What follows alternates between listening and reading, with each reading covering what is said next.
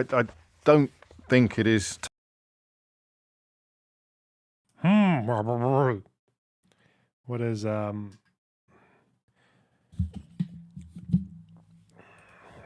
Mr. Jesus? What the fuck? Why is it doing that? 1 minute. Why did my chat do that? Disgusting. Absolutely abhorrent. What? Oh. Is it because the script is gone? What the fuck? What? What? Why is it doing that? It's supposed to...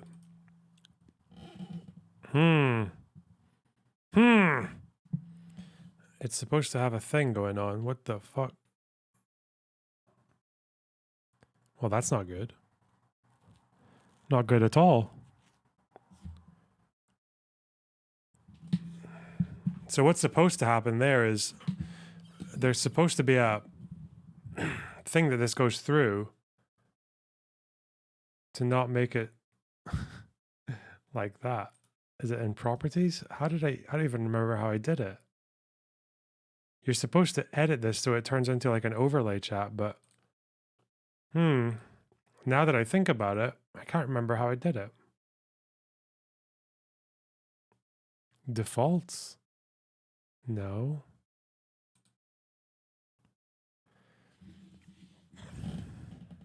Have you broken your computer? No.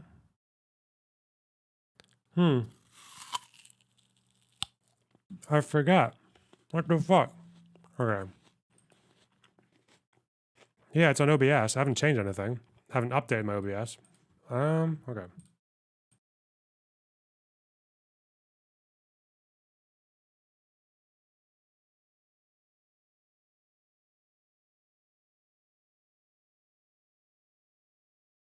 So in this video, I'm going to walk you step by step on setting up your YouTube channel. Shit, that was loud. What the fuck? All right. Okay.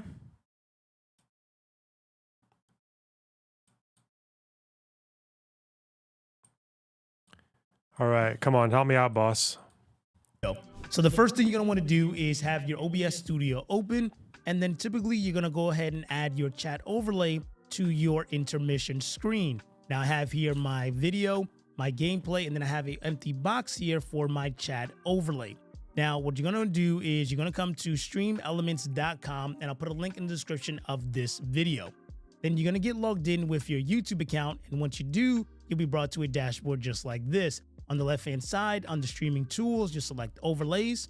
This is going to bring you to a new dashboard, and then we'll select new overlay. We'll have it at 1080p, hit start, and now what we want to do here too is animated or them in a Z overlay because every Bullshit. It wasn't like that.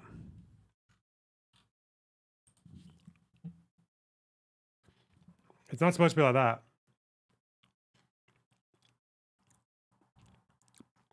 There's supposed to just be a website that converts your YouTube chat. Wait, is it this? Wait. No? What the fuck happened, man? But, you know, now that I think about it, I'm actually not too sure how it worked for so long, because I would usually just change the entire URL and it would somehow keep the layout. So, maybe we just fucked ourselves. Okay. We are going to go like this today. I don't care. We don't have time to fuck around.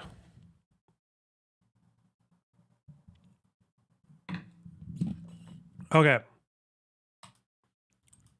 Think it is time necessarily to breathe an enormous sigh of relief regarding the big picture, regarding the possibility, the likelihood of the kind of hideous scenes that we have been watching now for a week and a half coming to an end. But we can certainly breathe a sigh of relief over fears that last night would mark a serious escalation, the targeting, the reported targeting of various law firms and centres dedicated to helping vulnerable people were, I don't know whether they were exaggerated. Some people suggesting that it was all a massive hoax, which is clearly ridiculous, but it is clearly true that nobody turned up.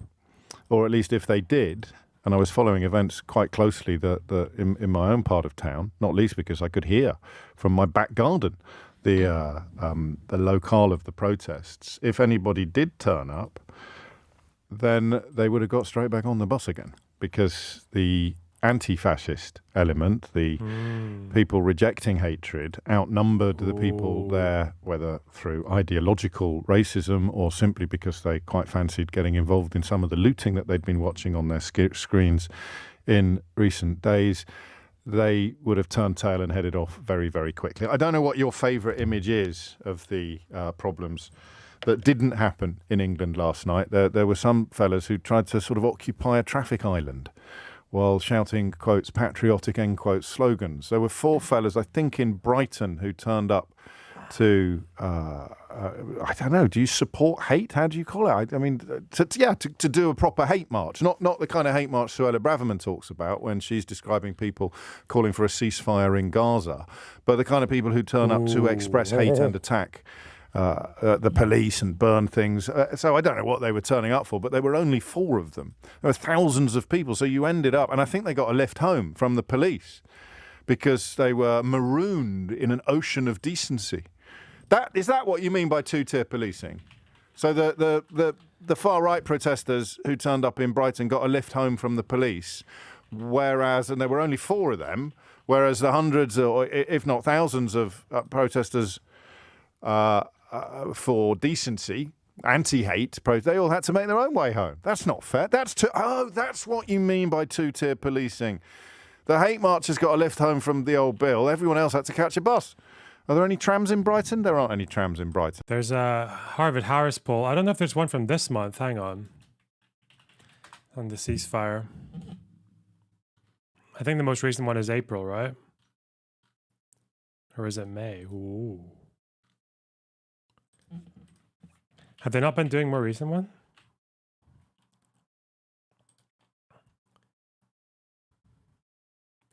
About the ceasefire. They're very specific with the way they ask this question. Do you favor an unconditional ceasefire in the Israel-Hamas war that would leave everyone in place? Or do you think any ceasefire should happen only after the release of all hostages and Hamas removed from power? 66% the latter. Up from 61 in April. I don't know if it's changed between April and August, though. Are there more recent ones? Do you think Israel is trying to avoid civilian casualties or not? Mostly think trying to avoid, apart from even the youths and most of the Democrats. What happened to Jewish Voice for Peace? The fuck? I thought they were all the Jews. Hang on.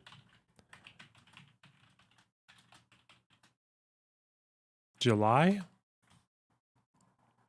Okay. This changed. We're up again from June. 70%.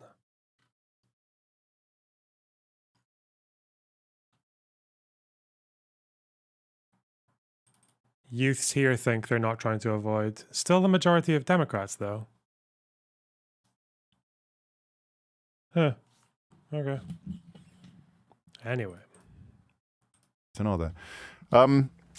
I don't know what your favourite bit was. The faces of those men were a picture because they couldn't get out. They were literally marooned in a sea of decency. I would wonder how they identified as potential hate marchers. One of them had a Union flag wrapped around his waist like a sort of sarong. But so he could have taken it off and stuffed it in his pocket. How did they know? How did you end up in a situation where you're surrounded by hundreds and hundreds and hundreds of anti-hate protesters? Did you see him talking to a dude about math today? No. And you have somehow managed to identify yourself as being on the other side. And they've got that look on their face. They're looking up, thinking, how the hell I could be at home watching the Olympics. What on earth was I thinking of? I only came out because I saw those women nicking the fake Crocs and thought I might be able to grab myself a pair. But anyway, I don't know if that's what two-tier policing is. Getting a lift home from the... apparently there were 7. I'm told there were 7 racists in Brighton in the end. Some of the scenes from Birmingham were particularly lovely. Like Chris tells me. He says, last night genuinely made me fill up. People around here were shaking hands, dancing, hugging. I've recently had an operation I would have loved to have gone. And then the sheer scale from the sky, the pictures from the sky, particularly in Walthamstow, just, I think, defied even the most optimistic expectations of those of us who reject the hatred of people like Tommy Robinson and Nigel Farage, Tommy! of course, and various other groups. And it is to those groups that I turn your attention next. There's 2 articles that I've had a look at this morning. I had a look at a lot more. There's a superb piece in the London Review of Books. I've tweeted it from my Twitter account, and as far as I can tell, it's not paywalled. I sometimes can't tell whether something is paywalled or not because I've forgotten whether or not I've got a subscription, but I don't think it's paywalled, is it? It sounds as if it's just be full of book reviews, doesn't it, the London Review of Books? But it's an absolutely superb organ that I really can't recommend highly enough. And a journalist called Daniel Trilling, who is a major talent, has been for years. He's had a proper look at the creation of the ecosystem in which this explosion of hatred could occur. That's probably the best way of describing it. The creation of the environment in which this violent explosion of feral hatred could happen in public, in Britain, in England, in England in 2024. And he makes a point that we nodded to yesterday, but did not fully indulge because we were examining the fairness or unfairness of calling these explosions of violent racist hatred the Farage riots. I think we can all agree that Nigel's attempts to nip that little nomenclature in the bud didn't go quite as well as he might have been hoping. But let's move on. Is this because Nigel Farage said it was suspicious that they were hiding things about the Rwandan stabber, right? Oh, God. But it's so funny, but he's still trying to be like a proper politician in the UK. Like, he's realized that the shameless populism is not quite as powerful in the UK as it would be in America. And he's also watching maybe Trump running out of steam on the same thing. But he also still needs to obviously indulge all the conspiratorial racist bullshit that his followers want from him. So, ouch. Not easy.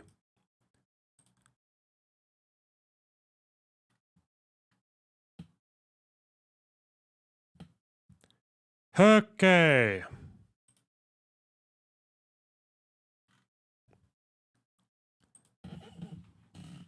Is James on the left? He's like a liberal, center left. Okay, wait. Fuck this. Piers. I don't care. We're going into it. Okay, so I've got a debate tomorrow on the Hippy Dippy. I think it's a 2v2 that I'm doing. I know I've seen the Twitter account of one of the people I'm against. I don't actually know who else is on my side. Hang on. Does anyone know? I don't know if this person's on my side or against me. One of the people I've checked out is definitely against and kind of mental. Who the fuck is this? I think this person's going to be on my side.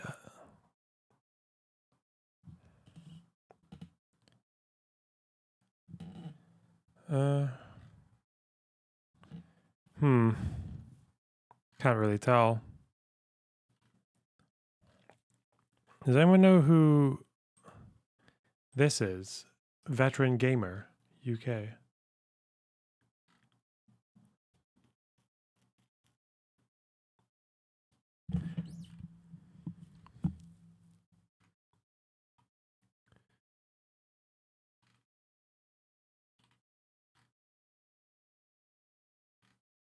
Inequality.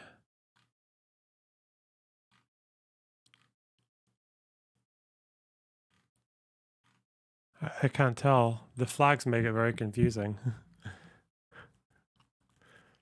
I think this person will probably be on my side. Wait. This type of messaging undermines trust in the state, ergo the law. Labor and conservative are equally to blame. I don't. Fuck me, it's so retarded. Like, is it gonna be 1 versus 3? Oh no. The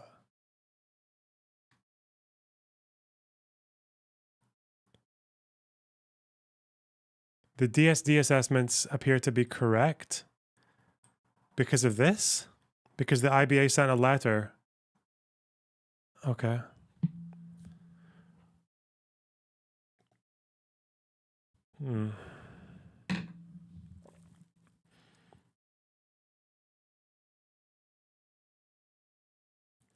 The test in India and a prior test confirmed XY chromosomes.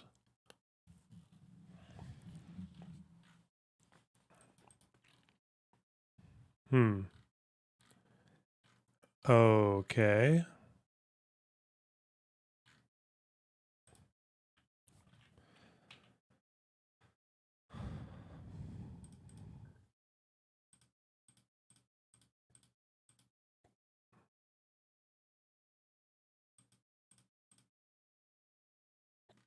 The IBA's definition of man.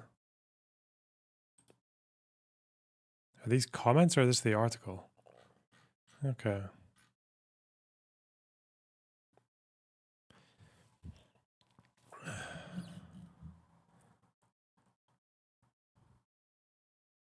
New Delhi lab reports say the same thing. The result summary abnormal. Chromosomal analysis reveal male karyotype.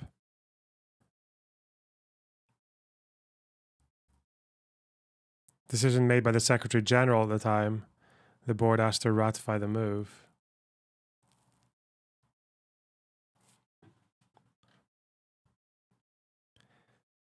And who is it verified this? Okay.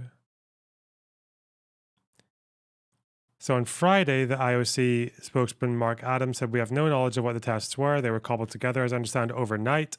There was a change in the results, so we don't want to go there. If you start working on suspicions, then we're in trouble." So no one verified it.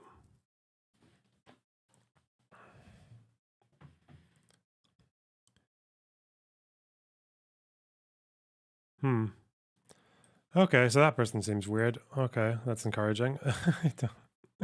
Fuck me. But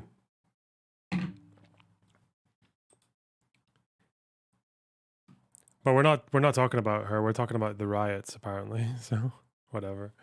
The British riots. It's gonna be late tomorrow as well. Fuck, I'm gonna need to get a lot of sleep tonight. Okay.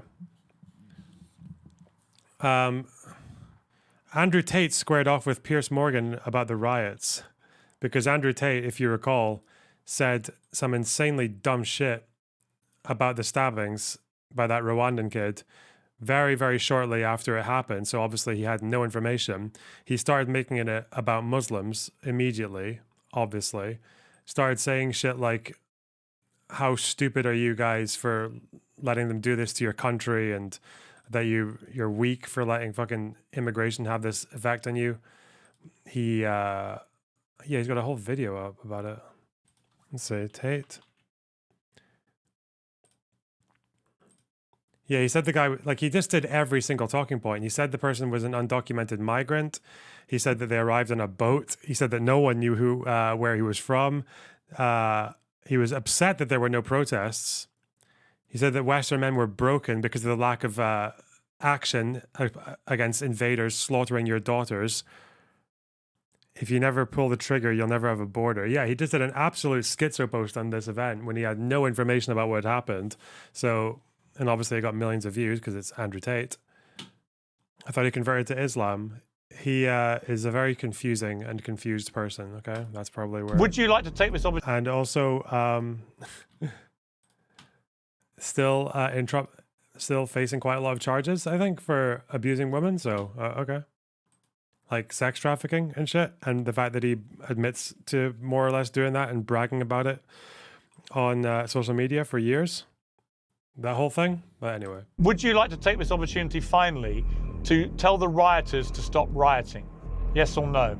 Let me make it clear to the people on both sides of the equation, all of my brothers in Islam and all of the Christians and native people of the UK who feel like they're underrepresented. You have more in common with the people you live amongst than you do with these political elites. The people you live amongst love their children and they're struggling to pay the bills exactly like you are. What kind of powder keg are we building here through incompetent leadership in the UK? I'm a mixed race Muslim and I'm pointing out this very obvious truth. The sheer brass neck, frankly, Andrew, of you lecturing me about the truth when you've spent the last week spewing complete fake news bullshit. Is he okay? He's like proper schizo facing over there. Jesus. You told your millions of followers, and it was seen by 15 million people, that it was an illegal migrant who had committed these crimes. Yeah. Are you prepared to apologize for that lie? No. Only in the UK do we have a country so insane that we have no border, we don't know who's there, crimes through the roof, nobody's safe on the streets anymore, and then when you point these Why things... do people get away with saying this? Why do people... Hang on. UK crime rates...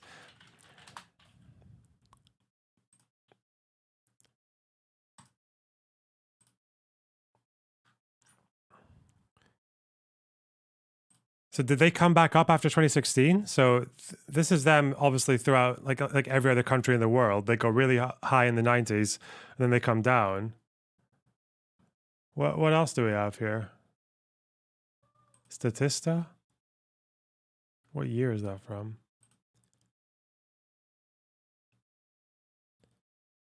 So you have a rise here, 2014. That doesn't even match the previous graph. Hang on.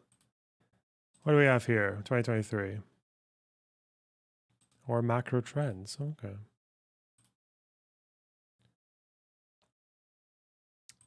Rising at a rapid pace. Okay. Okay.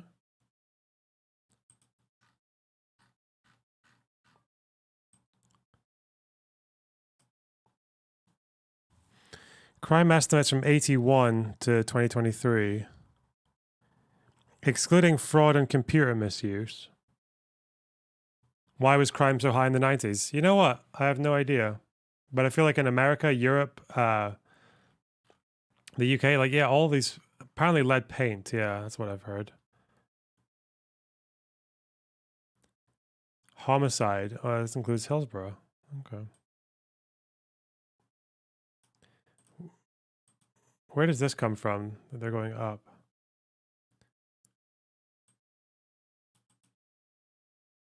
So these are declines in, there's a 1% increase in 2019, then a decline in 2020, decline 20, no, that's not, hang on. Murder rate? Decline, okay. Where did it say that they were, I just want to use ONS, hang on.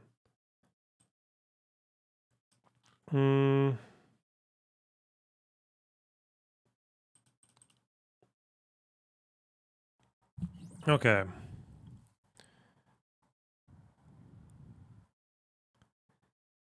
Year ending March 2023, people aged 16 years and over experienced 8.7 million offenses, a 15% decrease with the pre-coronavirus pandemic year ending March 2020. Okay.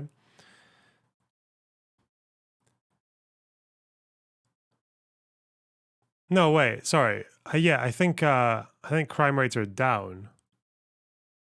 I think ONS here is clearly saying that crime rates are more or less down. They're not through the roof. Why is he saying that?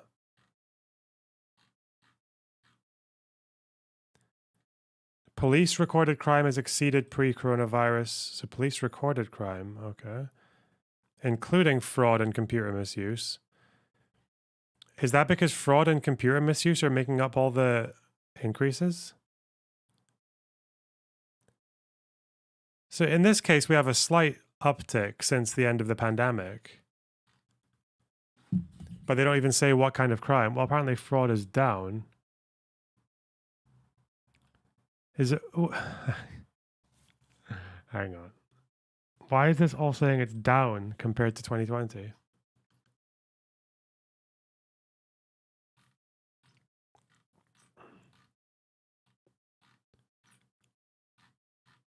Knives. This is knife crime. I guess this is one of that people would care about more than others. drops during the pandemic and then just levels back out. Huh. Firearms. Okay, down. Jesus. Violent crime remained broadly similar to pre-coronavirus pandemic levels. Yeah, I'm sorry. He's full of shit. Okay, thank you, Andrew Tate. Well done. Out somehow you're some kind of racist and bad person. No, you're My posting complete apologies. disinformation. Oh, I'm sorry, it's not okay. Sir. Did I get the wrong stabber? Oh, I apologize. Yeah, you did. Piers Morgan, of Yeah, course. you I did. got the wrong stabber. Yeah, you did. Piers, be very careful what you say. Yeah. On July 29th, a 17-year-old boy murdered 3 girls and injured 8 more children in a horrific mass stabbing at a Taylor Swift-themed dance class in Merseyside. The alleged killer was born in Wales to Rwandan parents, but police did not initially confirm his identity because he's aged under 18. Disinformation filled the vacuum instead. Right-wing influencers spread a battery of false claims online, including that the killer was a devout Muslim and a Syrian refugee. Riots and looting have since spread to at least 16 towns and cities across the UK. Far-right thugs have sieged mosques and hotels housing asylum seekers. Groups of armed Muslim men have attacked people in the street. These appalling scenes have become a stain on Britain's global reputation. Elon Musk has commented that civil war is inevitable in the UK. Many US conservatives are amplifying the unrest as apparent evidence of failed multiculturalism. One of the influencers accused of fanning the flames is Andrew Tate, a recently converted Muslim man whose inaccurate claims in the days after the mass stabbing have been viewed tens of millions of times. And he joins me now. Andrew Tate, welcome back to Uncensored. It's been a while.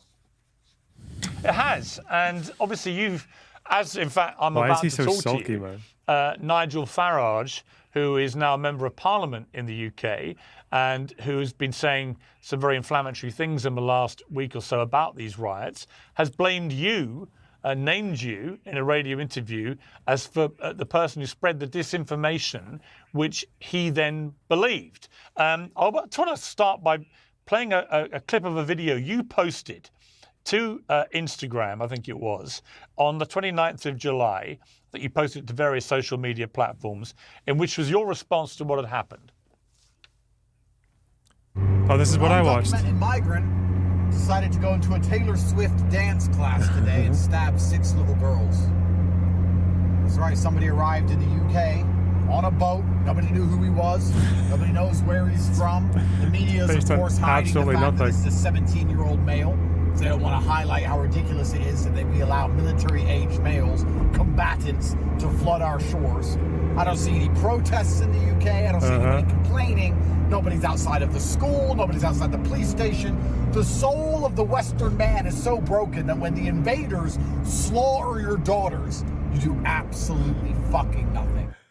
Now that video. What the fuck, man? That's like a proper fucking call to arms, isn't it? Like, basically.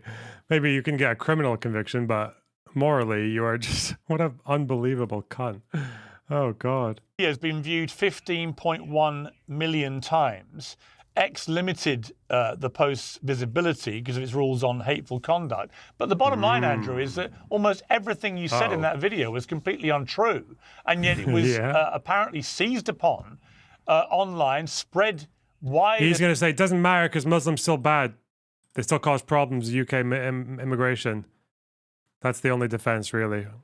And far, and made people believe what you were saying. So my question for you off the top here is, why did you race to spread such woeful disinformation, given the massive following you have, and encourage people to take action against a caricature and description of who had perpetrated this, which was simply untrue? Well, firstly, I'll start by saying I didn't know Nigel Farage said those things about me, which is a shame because I'm actually a fan of him. I think he's trying to do the right thing.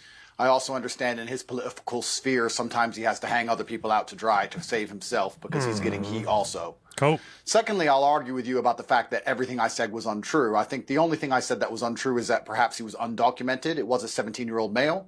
It was a migrant. He did kill little girls. And advocating for people to stand outside and make it clear that they're unhappy with what happened is not a dangerous ideology. We live in a democracy. where we have the right to protest and the right to make it clear when our voices are not heard.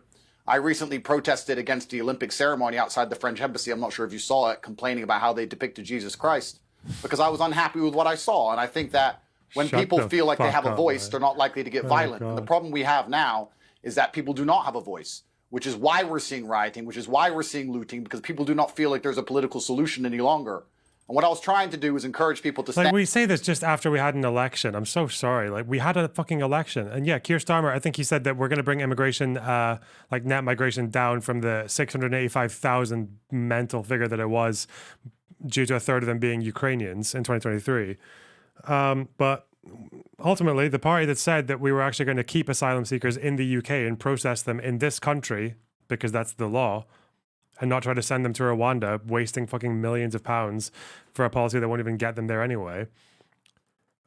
People voted for that. Sorry. Reform got 5 seats. Like, cope.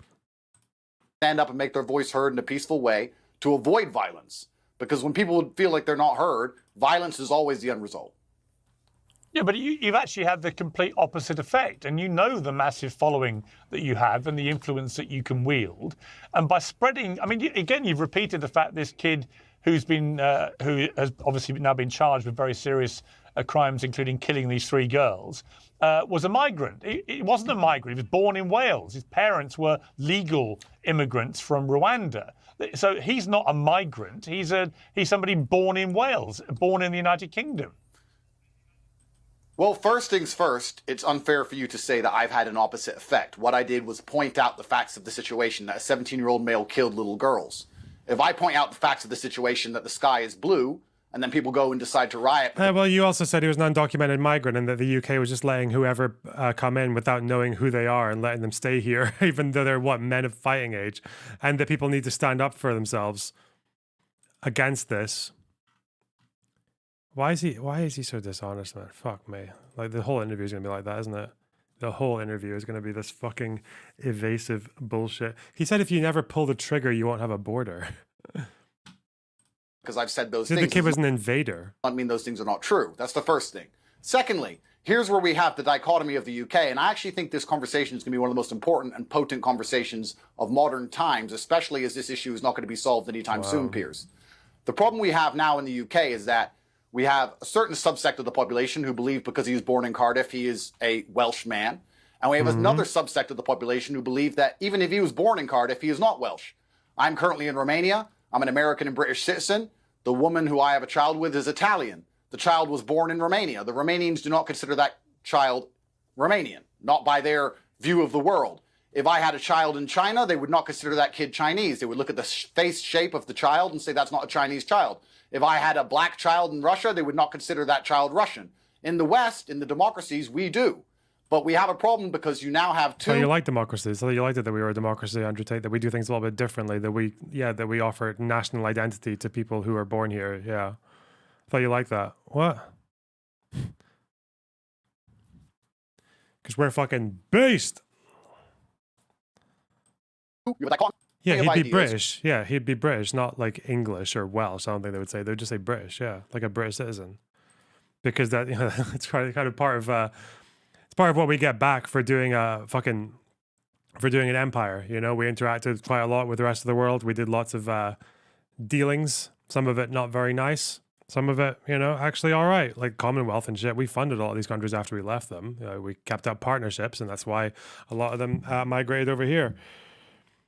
It says the late Queen Elizabeth II, peace be upon her, said, we're an imperial family, okay? It's a great family that we all belong to, okay? Oh, okay. So you have two different camps, and the camp that believe that this person perhaps isn't even Welsh in the first place are also the camp which are being suppressed and not allowed to speak and are being smeared and labeled as far right for having genuine concerns. And that is why things are getting exasperated and out of control. What we need is conversation, and what we need is dialect. You cannot have a multicultural democracy. I think he meant dialogue. Okay. And ignore the concerns of one particular subsect of that culture, especially when it's the native culture, and expect everything to be fine forever. There's a lot of people who have a point of view. They didn't feel like they had a political solution anymore. And this is what's happening. The reason this dichotomy exists, Piers, please understand. If they are sitting there... Oh, yeah, sorry. People want to say this is like the spawn of legitimate concerns. Fuck off. People can have concerns over migration and they can vote for it and whichever parties they want. You know, it seems to be that the British people in our first past the post system, very flawed as it is, made the decision to go with the party that was probably least likely to take a hard stance on immigration, the Labour Party, at least compared to Conservatives and Reform and whoever else. We've had race riots long before we had high levels of immigration. Long before. Cable Street was the fucking 30s. We had Notting Hill in 1958. Did we have too many migrants living in the UK in 1958 when there were literally fucking riots against people from the West Indies who'd come here after the Second World War? Did we have too many migrants here when the National Front were marching down the streets or when we had race riots all over the country in 1981? Did we have that? Because people right now will say, oh, I wish we could just go back to those levels, like pre-1990s when everything was nice. Like, no. Pre-1990s, you fucking retards would be rioting because like a few black people in this country or a few brown people is too many. That's it. That's how your brains function. They're accepting that this is a Welsh man. But now they're starting to get concerned for the safety of their children. And they don't feel like there's any kind of political solution. Well, then they're going to come to the very simple and obvious conclusion that they'd rather not have anyone from anywhere else in their country. Oh, YouGov actually have a poll. YouGov have a poll on the riots. What do they say? This is from August 6th, so 2 days ago. I mean, they probably did the poll, a couple of days before.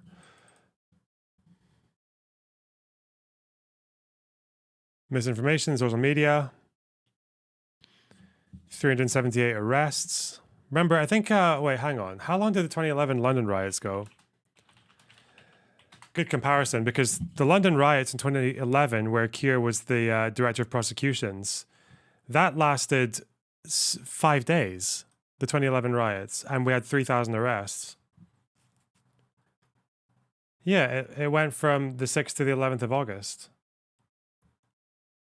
So, okay. Two-tier policing. By the same guy, incidentally. Only 1 in 3 Britons support the recent protests, with the riots receiving overwhelming opposition.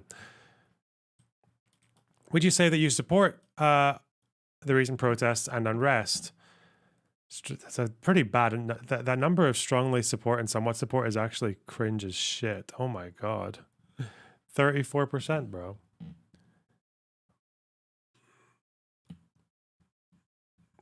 At least it's opposed to, what's that, 54% oppose. All right. Let's get some of this down.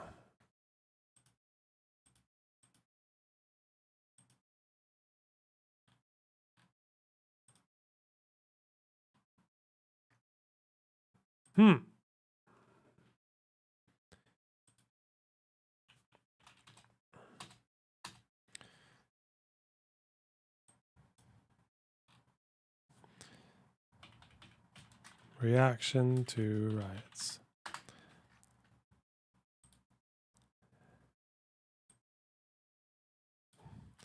Polling on riots. All right.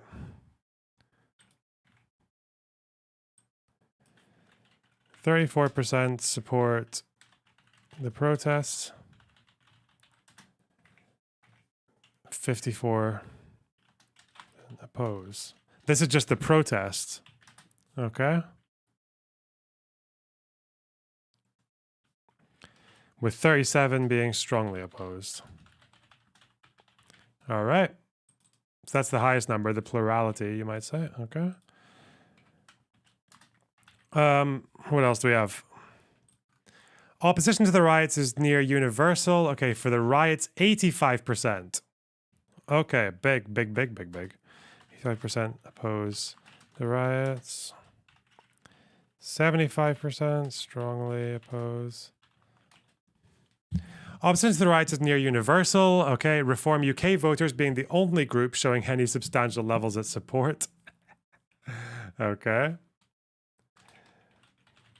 UK voters only group showing some support. 21%. That is a lot of reform wankers. All right. Even then, 3/4 of Reform UK vote. Wait, is this all of them or UK? This is the whole country, right? Britons, yeah. Britons. Only 1 in 8 say the riots were justified. Do you think the recent protests and unrest have taken place are justified or unjustified? Okay. 1 in 8 say the riots are justified. And what's this? It's a bit more unsettling again. 37, 35, 42%. 42% think the protests are some...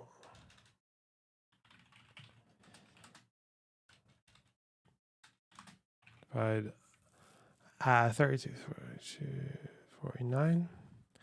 49% unjustified. Okay.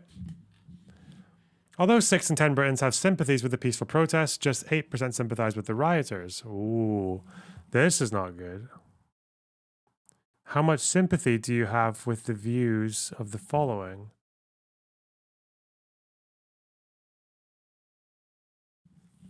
Hmm.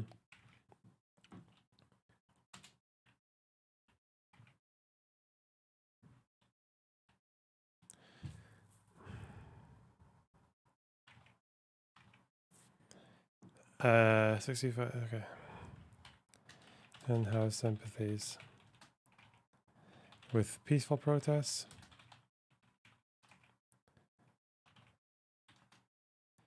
Only 8% for rioters. Okay. Reform UK voters more likely to support, okay. The general public says that most rioters do not represent them. 3/4, okay. The 4 Brits say the rioters do not represent them. What about the protesters?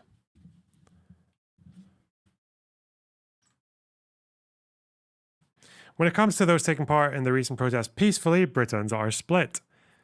42% think they represent the views of most Britons and 38% disagree. 100% views of Brits.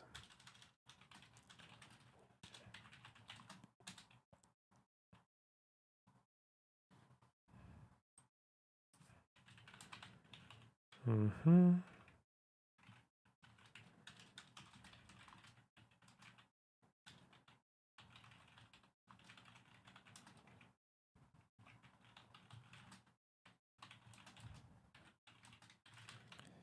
%38 disagree. How do Britons describe those taking part in the recent riots? Thugs. Oh no.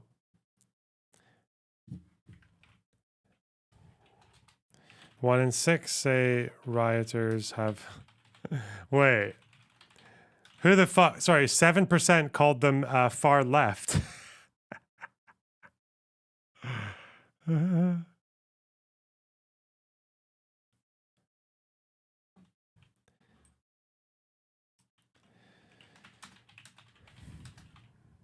Legitimate concerns. People most likely to call them thugs, rioters, racist, far right, terrorists. All right. Greater skepticism about describing them as terrorists. Okay. Reform UK voters obviously call them people with legitimate concerns. Even conservatives don't seem to care that much for them. Huh. Who is responsible?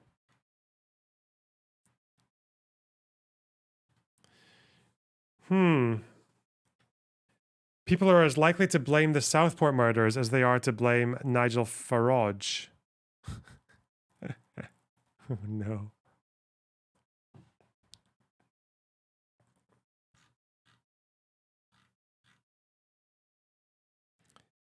Most people think he's handling it badly. Conservatives and reform voters. Wonder why.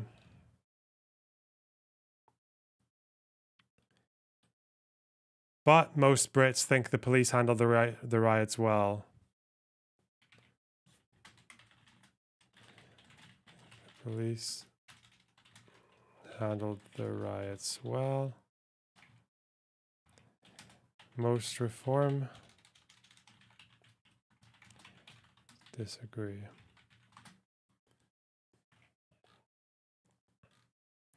Ooh, 52% said not tough enough. Hey. It's funny that it's actually across the board, isn't it? Labour, Lib Dem, Conservatives, even most Reform voters. That's quite funny.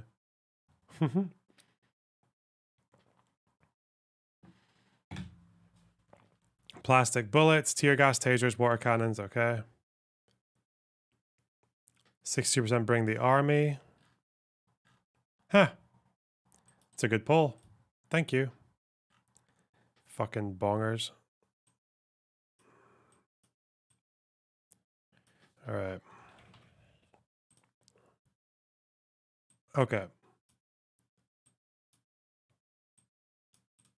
Tate. To avoid these things happening again because they don't feel like there's any other political solution. This is a fail of the politicians. This is a failure of the leaders. It's a job of a leader to inspire all of the people to have trust in him, not just some of the people, not just the people he likes, not just the people on his party or the people he wants. It is his job as a leader to have every single person in the country believe that he cares about the issue and he's doing something actively to fix it. Instead, what Keir did was stand up and do the absolute opposite. Shut down any legitimate concerns, tell people they don't have a voice, tell people nothing's going to change, is going to stay exactly the way it is. And let me tell you something. I want to make this... Keir Starmer's been in power for like 5 minutes. I don't understand this fucking idea. And he also ran on net migration coming down from what it was last year, from 685,000, and from attacking smuggling gangs. Why the fuck are people saying that he failed? What's he done? What the fuck? He's been in power for what, like a month? Jesus. It's very clear. There's a lot of people in the world who would rather go to jail and have a warm bed and 3 square meals a day than watch their children die. There's a lot of people who would rather go to jail than watch their society collapse in real time around them. There's a lot of people who would really rather go to jail than feel unsafe to walk the street at night ever again. These are people who have lived in the same place for a very long time. They have a vested interest in this geographical location. And without political solutions being offered, I don't know how hubristic you must be to sit and expect anything other than what we've seen. This is a failure of leadership. And that's what's so disappointing about it. What should he do? What should Keir have done So here's in my his first response to what month you've in just government? said. First of all Keir Starmer has said, as far as I can see, is that he is going to bring the full force of the law against people who committed acts of violence. And the violence that was perpetrated... No, he called them in far right. Yeah, well, there were far-right thugs who were leading this, and they were attacking mosques. They were chanting anti-Muslim chants. No, he called them far right. Shut the fuck up, man. That's the problem. Okay, that's the lack of leadership right there. How dare you? They're so sensitive, man. Why are they such fucking bitches? Like far right. Why? Why is that the big fucking problem, Mr. Tate? Oh, they're far right. Are you guys far left? Do you identify with the political left? Is that who you guys are? Is that what you agree with? And they were doing this because there was people had a put out black there. person Hang in the on, crowd. Would you say you've the had crowd your was black say. people? I'm going to have. He's so retarded, man. Fuck me. I'm going to have my say now. It was put out falsely on social media that the person who did this was a Muslim. Not just a Muslim, but a Muslim who came in on one of the small boats, part of the very contentious, ongoing issue of the small boat. Yes, you fucking did, you I'm liar. saying He said, well, he didn't say Muslim, but he said small boat, right? Andrew Tate said small boat, that he came here on a boat. Is he denying that he mentioned the boat? We watched the clip. I think he's contesting that he called him a Muslim. Okay. this is what was put out on social He called them invaders as well, by the way. Fucking, okay. media in a series of false posts, which then went viral, right? So he was supposedly a Muslim, not true. Supposedly came in on a small boat, not true. Supposedly on an MI6 watch list as a potential terrorist, not true. None of this was true.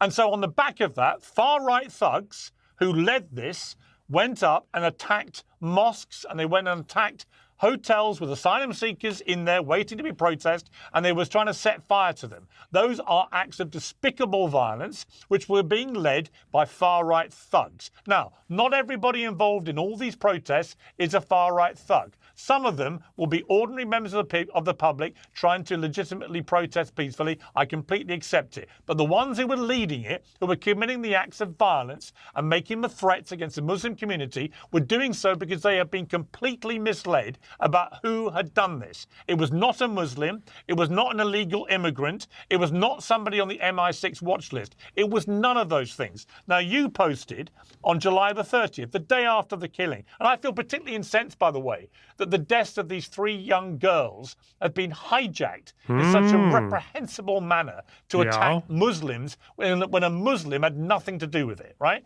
You put this on July the 30th, you posted a picture saying, Straight this is the man boat. from Cardiff. We're looking at this picture now. That murdered the little girl. Straight off a boat, you said. Really? He wasn't straight off a boat, because this wasn't the person who perpetrated... It matters as well, because I don't think there's any correlation between rising crime rates and asylum seekers in the UK. Definitely not for violent crime. I think they do commit a little bit more property crime than the average citizen, because they're poor as shit and they don't get that much money. But I don't think asylum seekers have any correlation with like increasing levels of crime, like violent crime. Okay. But yeah, no one cares about stats.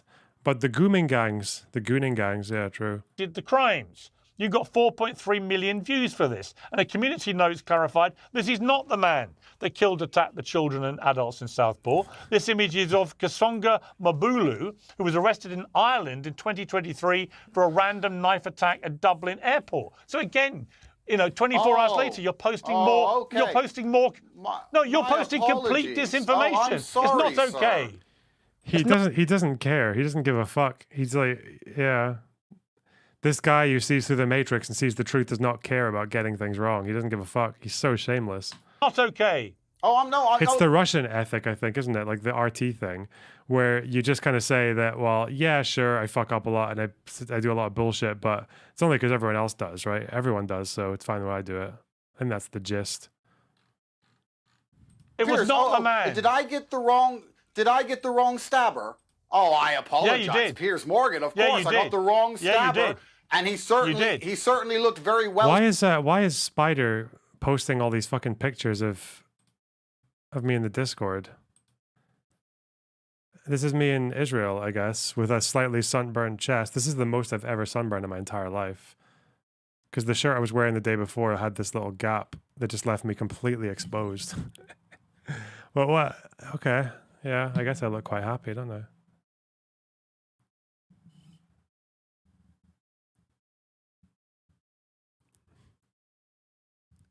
Why is he doing that?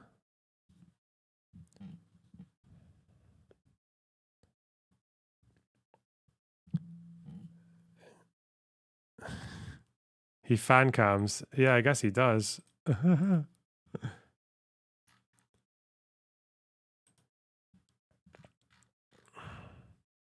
think this one's all right. Clearly Scottish. Yeah, you can tell, right? Blending right in. Okay. To me, let me make this clear. I'm a Muslim, and I think anybody who attacked a mosque is going to have to deal with God. I'm not worried about the full force of the law. They should worry about God itself. But I also want to make something very clear to all the people at home, and it's clear to you, that most of the white people are very frustrated, and they're finding an enemy amongst themselves to take it out on. I think that the white people on these streets have a lot more in common with the brown people on these streets than they do with the politicians, because that's the problem we have here. Keir did not just only say they're going to face the full force of the law. He told everybody with a point of view, everybody who's concerned about the safety of their children, that they are extremists. And that is the most... Is that what Keir said? Is that really what Keir said? I thought he said that the people causing damage were far-right thugs. The people rioting, which they are. Okay. The most aggravating language you can possibly choose when people finally have had enough of not feeling safe on their own streets. This is the worst thing. This fucking this sex trafficking baldy cunt is aware of inflammatory language because he just accused Keir of it, obviously falsely. Like, Keir did not say that everyone who is scared about the safety of their children is a far right thug or whatever. He said that the people doing rioting and causing damage and threatening people were far right thugs, which they are. But then he's in complete denial of videos that he makes and how inflammatory they are, which means he knows, he understands how it works. God.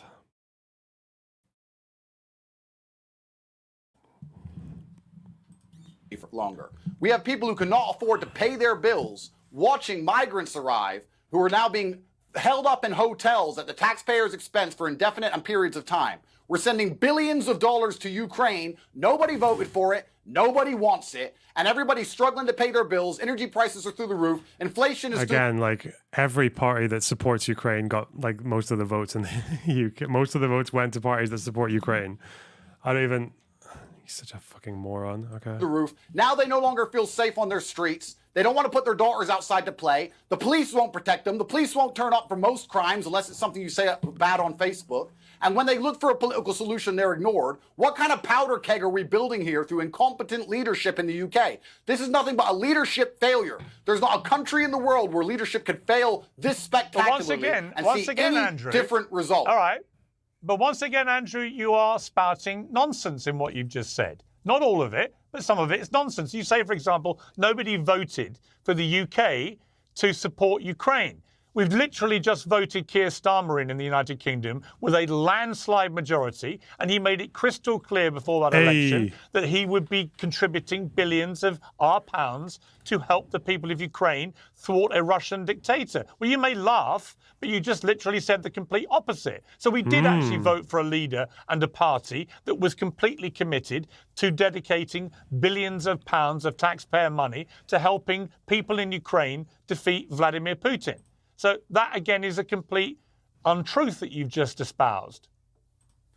I'm sure the people who are protesting up there in the north of England who can't afford to pay their bills, who are watching migrants live for free in hotels, who don't feel safe at night because the police don't have enough resources to turn up and respond to crime, are very happy that we're sending money to Ukraine. You're completely right. Yeah. The fact that you only had 20% of the populist vote has nothing to do with it. And the fact that every single party was 20%. Why does the number of Labour's popular vote keep on changing?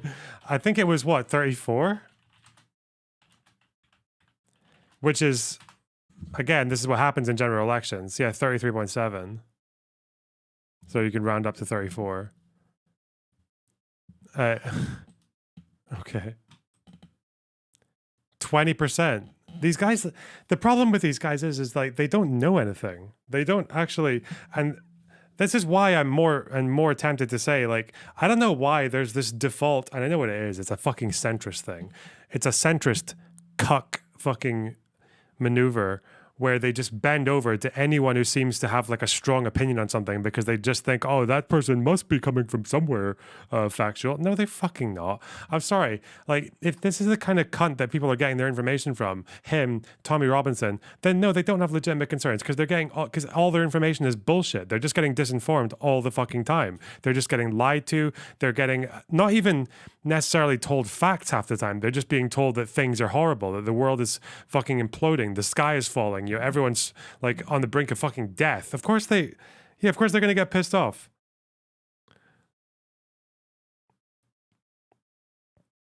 Then the correct info needs to be communicated better. I don't know. I feel like we can try.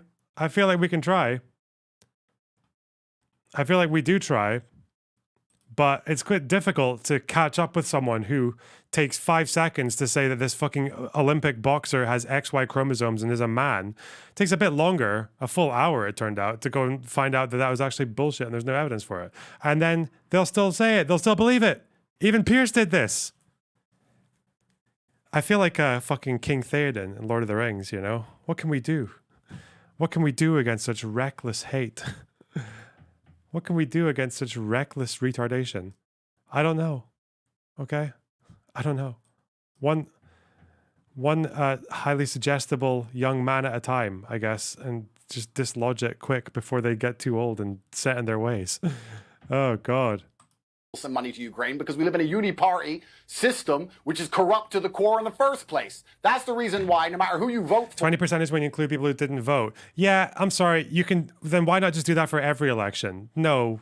If people don't choose to vote, then they clearly don't care enough about immigration, because this election, actually, more so than any other one, we had a very loud, very fucking high up and coming party that said that they were going to deal with immigration.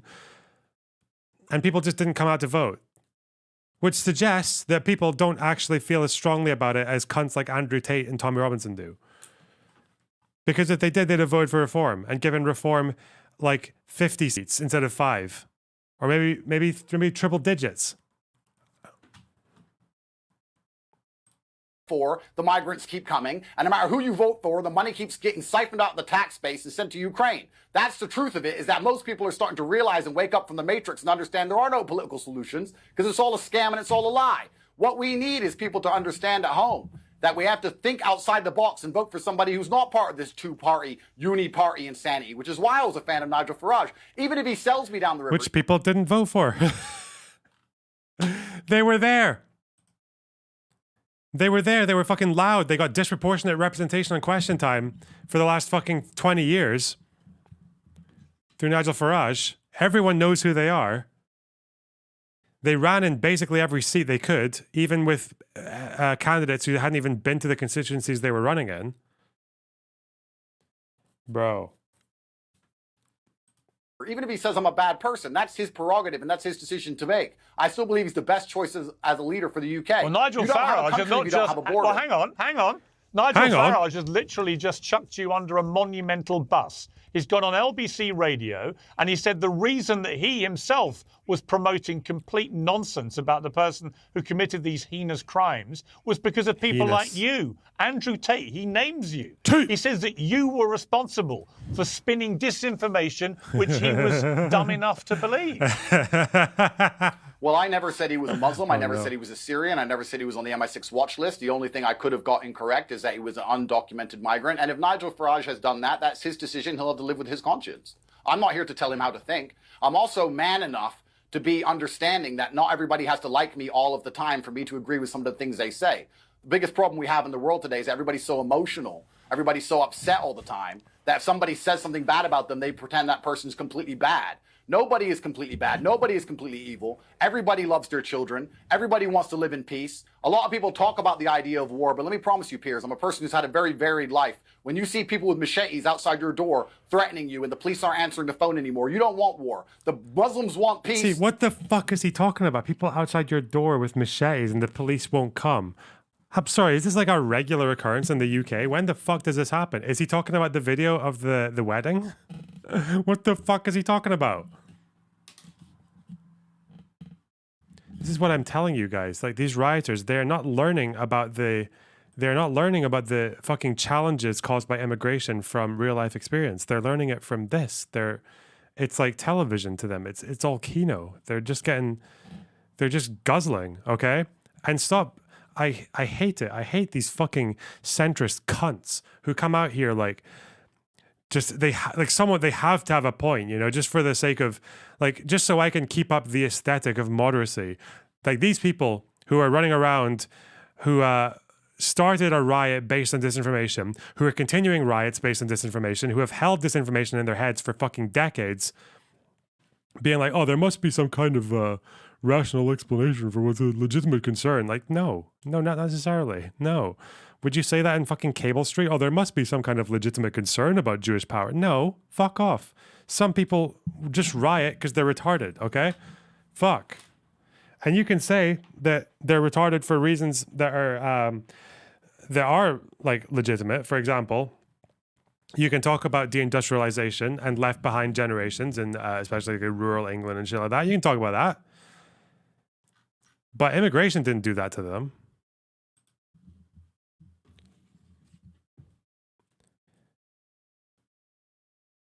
What happened to them is that they got more or less politically abandoned by the like neoliberal fucking center and center right or whatever. And then the only people who are willing to knock on their doors and fucking spread any kind of message to them is people like Tommy Robinson, or back in the day it was Nick Griffin or the National Front, to say, yeah, you know why you're pissed off? It's because of Muslims and invaders. And they're like, oh, okay. It's convenient.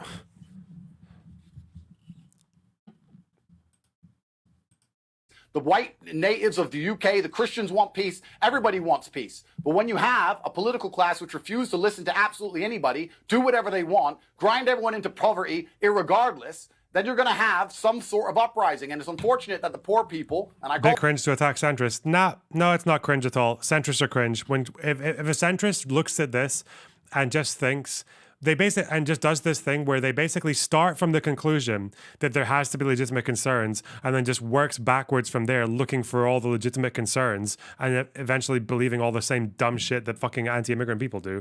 Yeah, they're retarded. Fuck those people. Yeah, fuck that. call them poor. I mean, the average. Legitimate problems are not the same as legitimate concerns. The people in fucking Weimar, Germany had legitimate problems, okay? I don't think their concerns about the Jew was a legitimate concern, okay?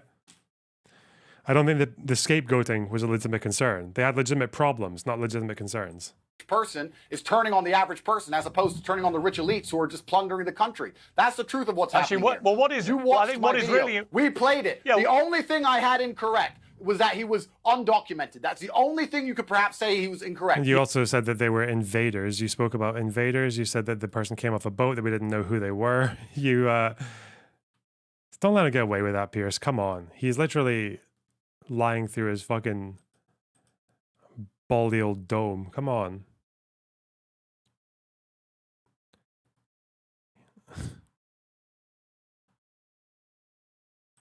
The London stabbing, Piers. The London Bridge attack, he was born in Pakistan. We want to sit here and talk about how a large contingent of the people committing terror attacks in the UK and the most heinous crimes are not natively English people. And when we need to sit here and address this without being called racist, without being called far right, I'm a mixed race Muslim and I'm pointing out this very obvious truth. If we're not going to be able to point out the truth, what do you expect besides anger? Well, I mean, the sheer brass neck, frankly, Andrew, of you lecturing me about the truth when you spent the last week spewing complete fake news bullshit is breathtaking, right? And also, I would say you've also been spewing stuff that is blatantly racist. On the 1st of August, you posted a cartoon saying typical man... Oh, wait, what is this? People were sharing this Tim Walz clip around. I knew it was based on fuck all because it's 8 seconds long. When he says what the First Amendment doesn't guarantee like hate speech or misinformation. I think we need to push back on this. There's no guarantee to free speech on misinformation or hate speech, and especially around our democracy. I think we need to. When he says around our democracy, like obviously this is 8 seconds for a good reason, right? Like it's clipped. Governor, one of the things that I've learned in studying all of this of democracy modernization is that the more people that participate, the extremes of parties go down because you want to get all the voters. Exactly and I think that what you're putting down is absolutely correct. And I want to, just before I ask you another question, I want to talk about what you just mentioned about misinformation. Because oftentimes before, in previous political chapters, disinformation, telling people where to vote the wrong way, that was kind of, these were considered shenanigans. But it's becoming more ominous. Can you talk a little bit about that and what you will do to ensure that there are penalties for that? Yeah, years ago, it was the little things, telling people to vote the day after the election. And, we kind of brushed them off. Now we know it's intimidation at the ballot box. Mm-hmm. It's undermining the idea that mail-in ballots aren't legal. I think we need to push back on this. There's no guarantee to free speech on misinformation or hate speech, and especially around our democracy. Tell the truth where the voting places are, who can vote, who's able to be there. And watching some states continue to weaken the protections around the ballot, I think, is what inspiring us to lean into this. Again, all we're asking is to make it as easy and simple as possible to exercise their right to vote and participate in our democracy. And I'm in 100% agreement with you. That makes it so that more people are there. You get more opinions brought in. And I think it tempers that extremes that we get. Because, again, I can't imagine someone going and standing in line for 8 hours to try he's talking about people spreading disinformation about voting, as in like opposition, I guess, telling people to go and vote on different days so they can reduce turnout. And apparently that's illegal. And people have been charged with it. Oh no.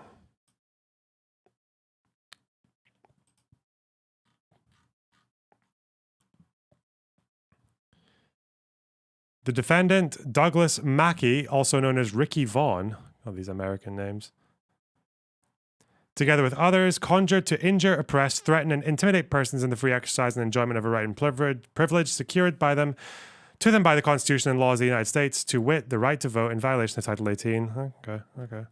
God damn. Hang on. Do we have a stalker again? Oh, yeah. Fuck do you want?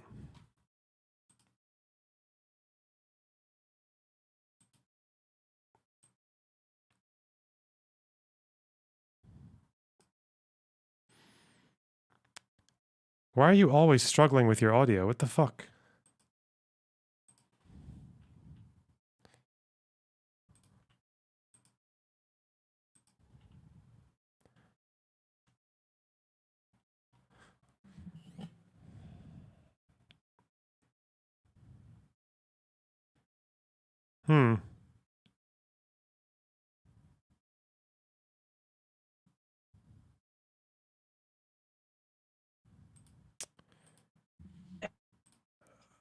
Hello?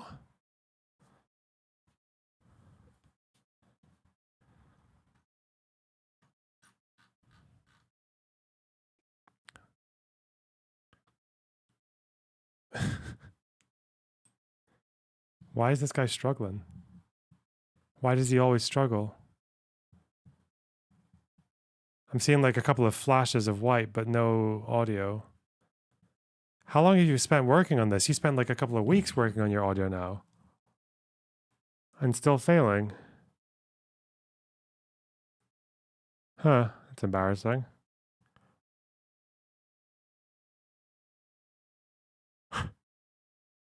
Okay. We'll try again later, okay? You take care of yourself, bro. Fuck. From Cardiff. Let's look at that cartoon. This has had 11 million views.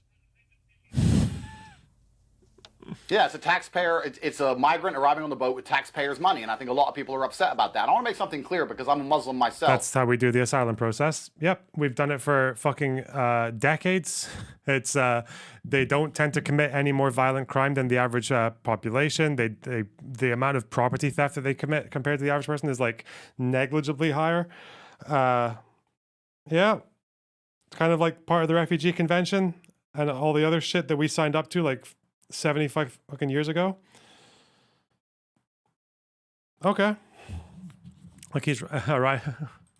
When you say typical man from Cardiff, when you say typical man from Cardiff, you are again telling people that in your estimation, the person that committed this came in as an illegal migrant on a boat. That is not true. None of that is true. Well, what I'm actually doing, Piers, because you may not be aware of this because you're part of the legacy media machine, which is why you defended Israel so heavily. I'm on YouTube. You're not allowed to have your own opinion. I'm on YouTube. You're not allowed legacy media. You're part of the My legacy show media is on machine, YouTube. and you're not allowed to have your own opinion. But let me explain something Every to you, word Piers. of this will go up, as you know.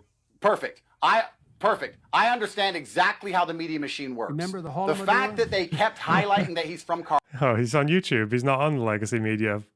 Okay, I know all about the legacy media. Thanks to Twitch Shop. And showing pictures of him as a child, as opposed to showing pictures of him as the large, barbaric man he was, which stabbed those little girls, was a deliberate PR spin by the propaganda arm of the British government to try and subvert and subdue the UK populace because they knew everybody would be outraged by what they saw. They reported that he stabbed 3 girls, you fucking retard. Do you think people are going to be like, oh, they're going to reconsider their opinions on this person? Oh, actually, you know, like we shouldn't really say he was no angel, you know, because look how nice he looks when he's fucking 17, bro.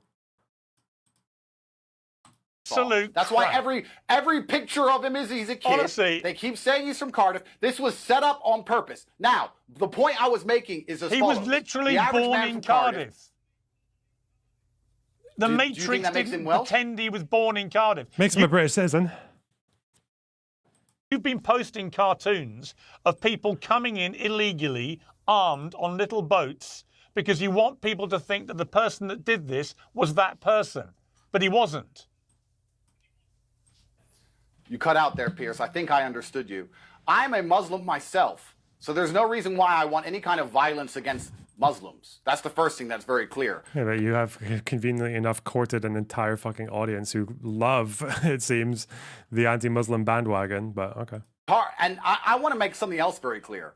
I'm actually in a quite unique scenario as a Muslim revert, half black, half white. I've had both sides of this dichotomy try. Oh my God. He's like, is he a fucking left winger now doing the id poll here? Like, it's exhausting. How many times does he have to tell us how fucking Muslim and mixed race he is? Like, come on, just get to the fucking point. Perhaps. I can't be taught to hate anybody. There's no Muslim alive who can teach me to hate anybody, and there's no white man alive who can teach me to hate anybody. There's no hate in my heart, there's only love. But when you have love, you have protectiveness.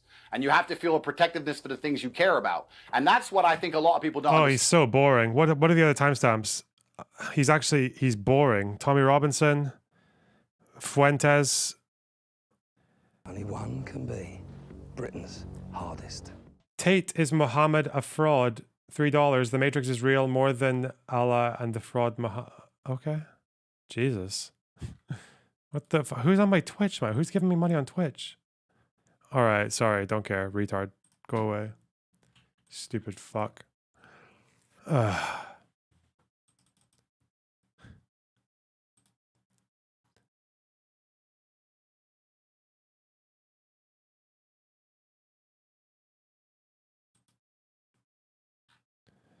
Right.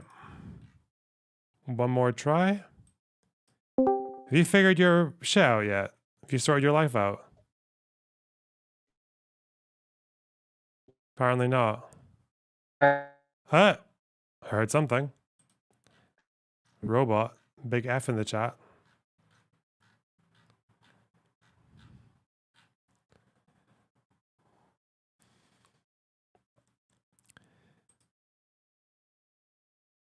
Sorry. Oh. Not happening. That person is a lost cause. Shit.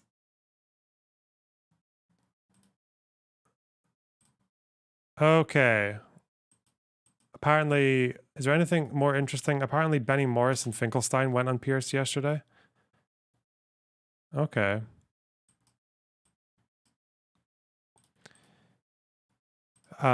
It's Finkelstein and Morris, so I'm guessing Finkelstein is going to talk about how Morris wants to nuke Iran, and Morris is going to say it's out of context and fumble the debate.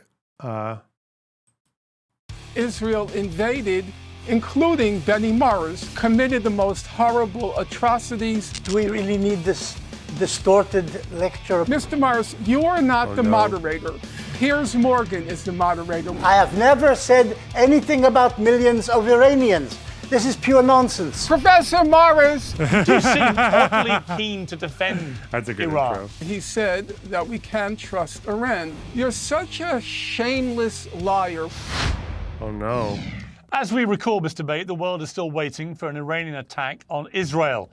Ayatollah Khamenei says that Iran has a duty to take revenge after Israel assassinated Hamas chief Ismail Haniyeh inside Tehran and killed the top Hezbollah commander in Beirut. Whatever form that response takes, Israel's proxy war with Iran is in danger of becoming a direct and deadly conflict.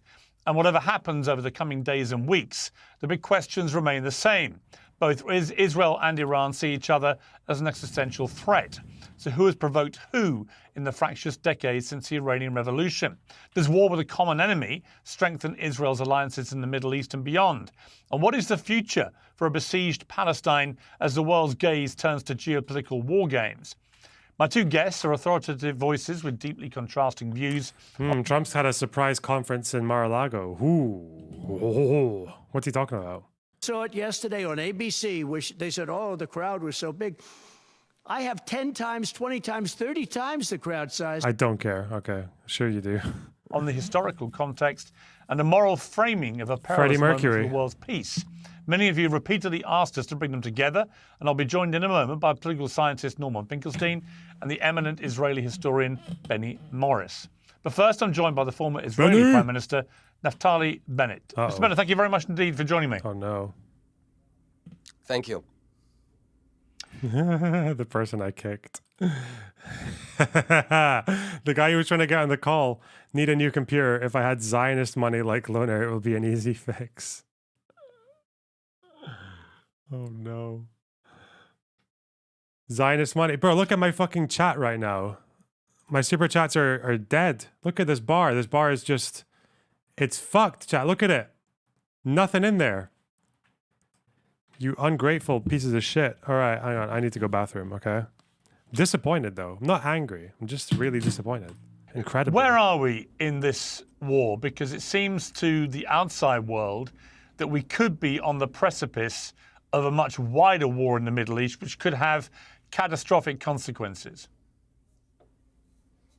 Well, this wider war has been waged by Iran for the better time of 30 years, of the past 30 years, because Iran has developed a very smart strategy of creating an octopus of terror whose head is in Tehran, sending its tentacles all across the Middle East, to Iraq, to Yemen, to Lebanon, to Hamas, and building these proxy armies that serve Iran by creating chaos, hitting Western targets, and targeting Israel as well.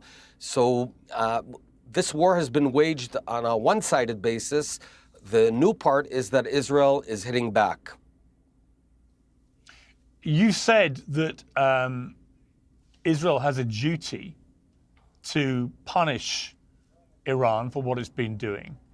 What should that look like? What is punishment? I mean, do you believe eventually that Iran needs to be toppled completely? Is that not something that, again, would lead to a stratospherically bigger problem? Quite the contrary. I believe that the Iranian regime has to be toppled. Iran's regime, the Iranian Islamic Republic of Iran, is the epicenter of terror. It's the source of about 80% of the terror in the Middle East and beyond, of the chaos. And it's destined to fall. It reminds me a bit of the USSR in the 80s. It's a corrupt, old, unconnected regime, incompetent, despised by its people. This regime will fall. The Iranian people will be free again. What's he saying? This guy's a bit mental, isn't he? The question is how soon. Will it be in 2 years, 5 years, or... I don't know what's with the chat. The chat's being fucking stupid, okay? I don't know why it's doing that. It just... Normally, it passes through some kind of fucking thing that makes it less shit, but I don't know. Sorry. 30 years. And I believe that the West, by taking action, especially economic action, can accelerate the demise of this horrible regime and bring a much better future to the Middle East and the world. Israel obviously has been extremely active in the last week in taking out senior people from Hamas and Hezbollah. By doing that, you will have known that you would have retaliation. How big do you think that retaliation is likely to be? I think we're confusing cause and result, because we are fighting back on a war that they started. And in your introduction, you talked about it almost as a symmetric situation, but it's not. We have no issue whatsoever with any of our neighbors. We don't want to dispose of the... Stuff Slacker, thanks for the 50 Swedish. Really appreciate that. And Bezin, thanks for the 5 gifted subs. Tier 2 subs. Wow, that's so generous. Shit. All right, fuck this guy. I'm watching the debate. A bright future, but in order to reach that future, we have to cross the bridge, which is to fully defeat Hamas. Naftali Bennett, thank you very much indeed for joining me. Thank you, Piers. Well, now to put this into perspective, returning to Uncensored, the political scientist Professor Norman Finkelstein and Israel's preeminent historian Benny Morris. Welcome to both of you. Let me ask you first of all, Norman. Well, thank you. I'm glad we brought you two together. I've got to say, a lot of people have been asking us to do this for a long time, to bring you two together. You're both very eminent historians, obviously with different perspectives on this whole... Oh, no.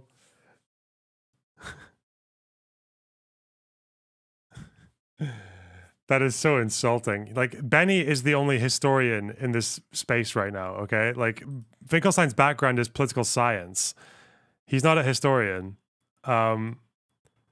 He's a pop historian, if even that. Like, he has no fucking stake or stalk or whatever in the historian community. I don't. Okay.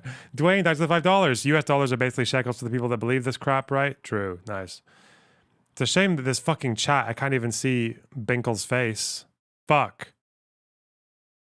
Let's just go like this, I guess. We'll have to tolerate, okay? Oh, God. It's so shit. Will I do picture in picture? Just have it up like this. Here we go. Okay, this can give me a lot more control. Okay. You know what? I don't hate that. I don't hate this. This is fine. Conflict, which goes back to, well, decades and decades and decades, as we know. I want to start, if I may, by talking about the situation with Iran. We've just heard from Naftali Bennett there, Norman, his perspective on the fact that Iran wants to eradicate Israel and is using all its proxies to try and do this, whether it's Hamas, Hezbollah, the Houthis. That appears to be unquestionable. Do you question that premise? I mean, do you have any doubt that Iran is involved in a multi-tentacle? Nah, they're just trying to stop the genocide. That's what they're totally chill. They love Israel, but there's a genocide. They got to stop it. Okay, clearly. Approach of trying to destabilize and eliminate Israel?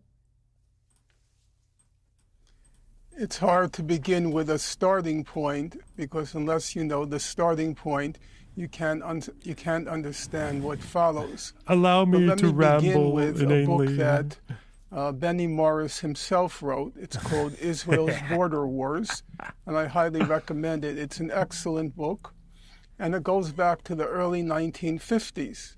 At that time, the Hitler was not Iran or the Ayatollah. The Hitler back then was a fellow named Gamal Abdel Nasser of Egypt. He was an Arab nationalist, and Israel from early on was determined to topple him, not because he was carrying on any aggressive activity against the state of Israel, as Benny Morris documents quite exhaustively. In the early years of Nasser's regime, he was focused on internal development, not on the state of Israel. But Israel always feared, and it fears to this day, that an Arab leader might modernize the state and become a threat to Israeli regional hegemony. And so from early on, as Benny Morris exhaustively documents, Israel kept provoking Nasser, until in February 1955, they carried out a major military raid, killed about 50 or 60, Professor Morris can correct me. Wasn't Nasser also sponsoring Fedayeen raids in the 50s? Okay. Egyptian soldiers, and that slowly escalated until the 1956 Israeli-British-French invasion of Egypt. Now, there are two lessons to be learned. Number one, it had nothing whatsoever, the war had nothing whatsoever to do with Nasser's aggressive, belligerent, Hitler-like assaults on Israel. It had to do with the fear of a modernizing Egypt. That's the first lesson to be learned. The second lesson to be learned is once Israel has a country in its crosshairs, you cannot stop it. It will keep escalating and escalating and escalating the provocations until the country is forced to react.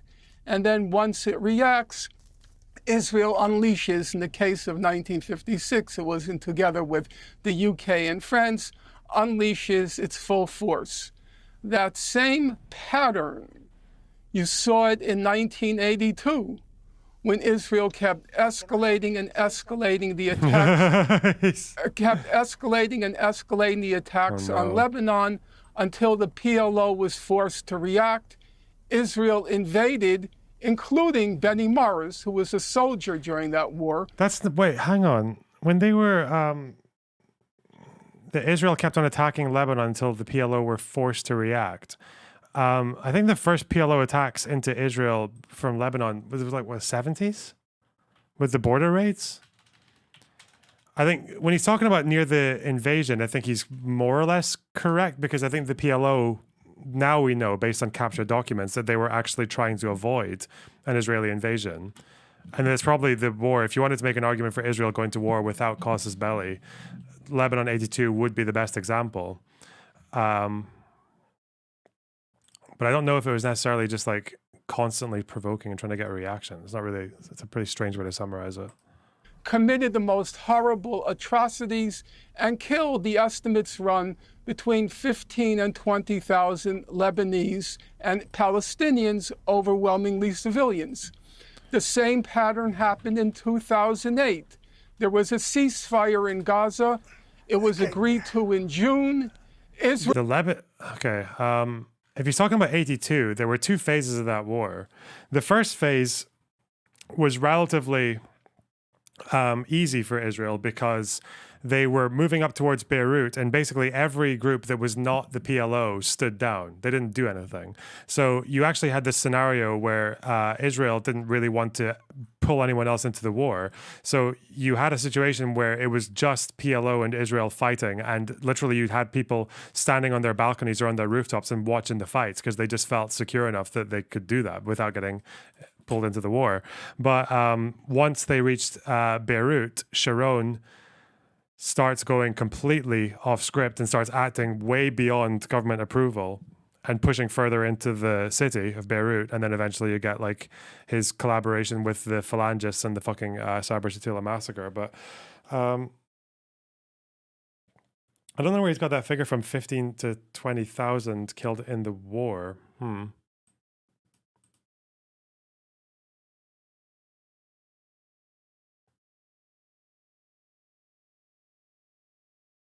Not sure where you got that from. We'll see. Israel decided it wanted to attack Hamas. Do we really need this distorted lecture about history? Mr. Morris, you are not the moderator. Piers Morgan is the moderator. When he tells me to stop, I will be allowing you respectful to and tell stop. people a distorted story.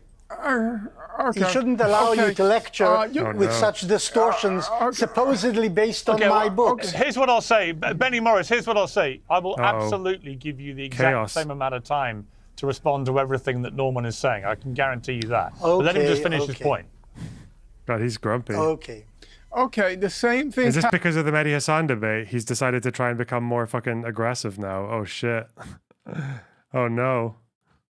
He's going debate, bro. He's going on an arc. The same thing happened in 2008. There was a ceasefire between Hamas and Israel. The ceasefire was holding up. Israel decided it wanted to attack Hamas and Gaza. And so on November 4th, the day Barack Obama was elected president, when there was the distraction of the American election, the U.S. on November 4th attacked Hamas, killed several of its militants, and that quickly spiraled into the Operation Cast Lead that began on December 26, 2008. And the same thing is now happening. That was 27th. Hang on. Maybe wrong? The bombing of the police stations.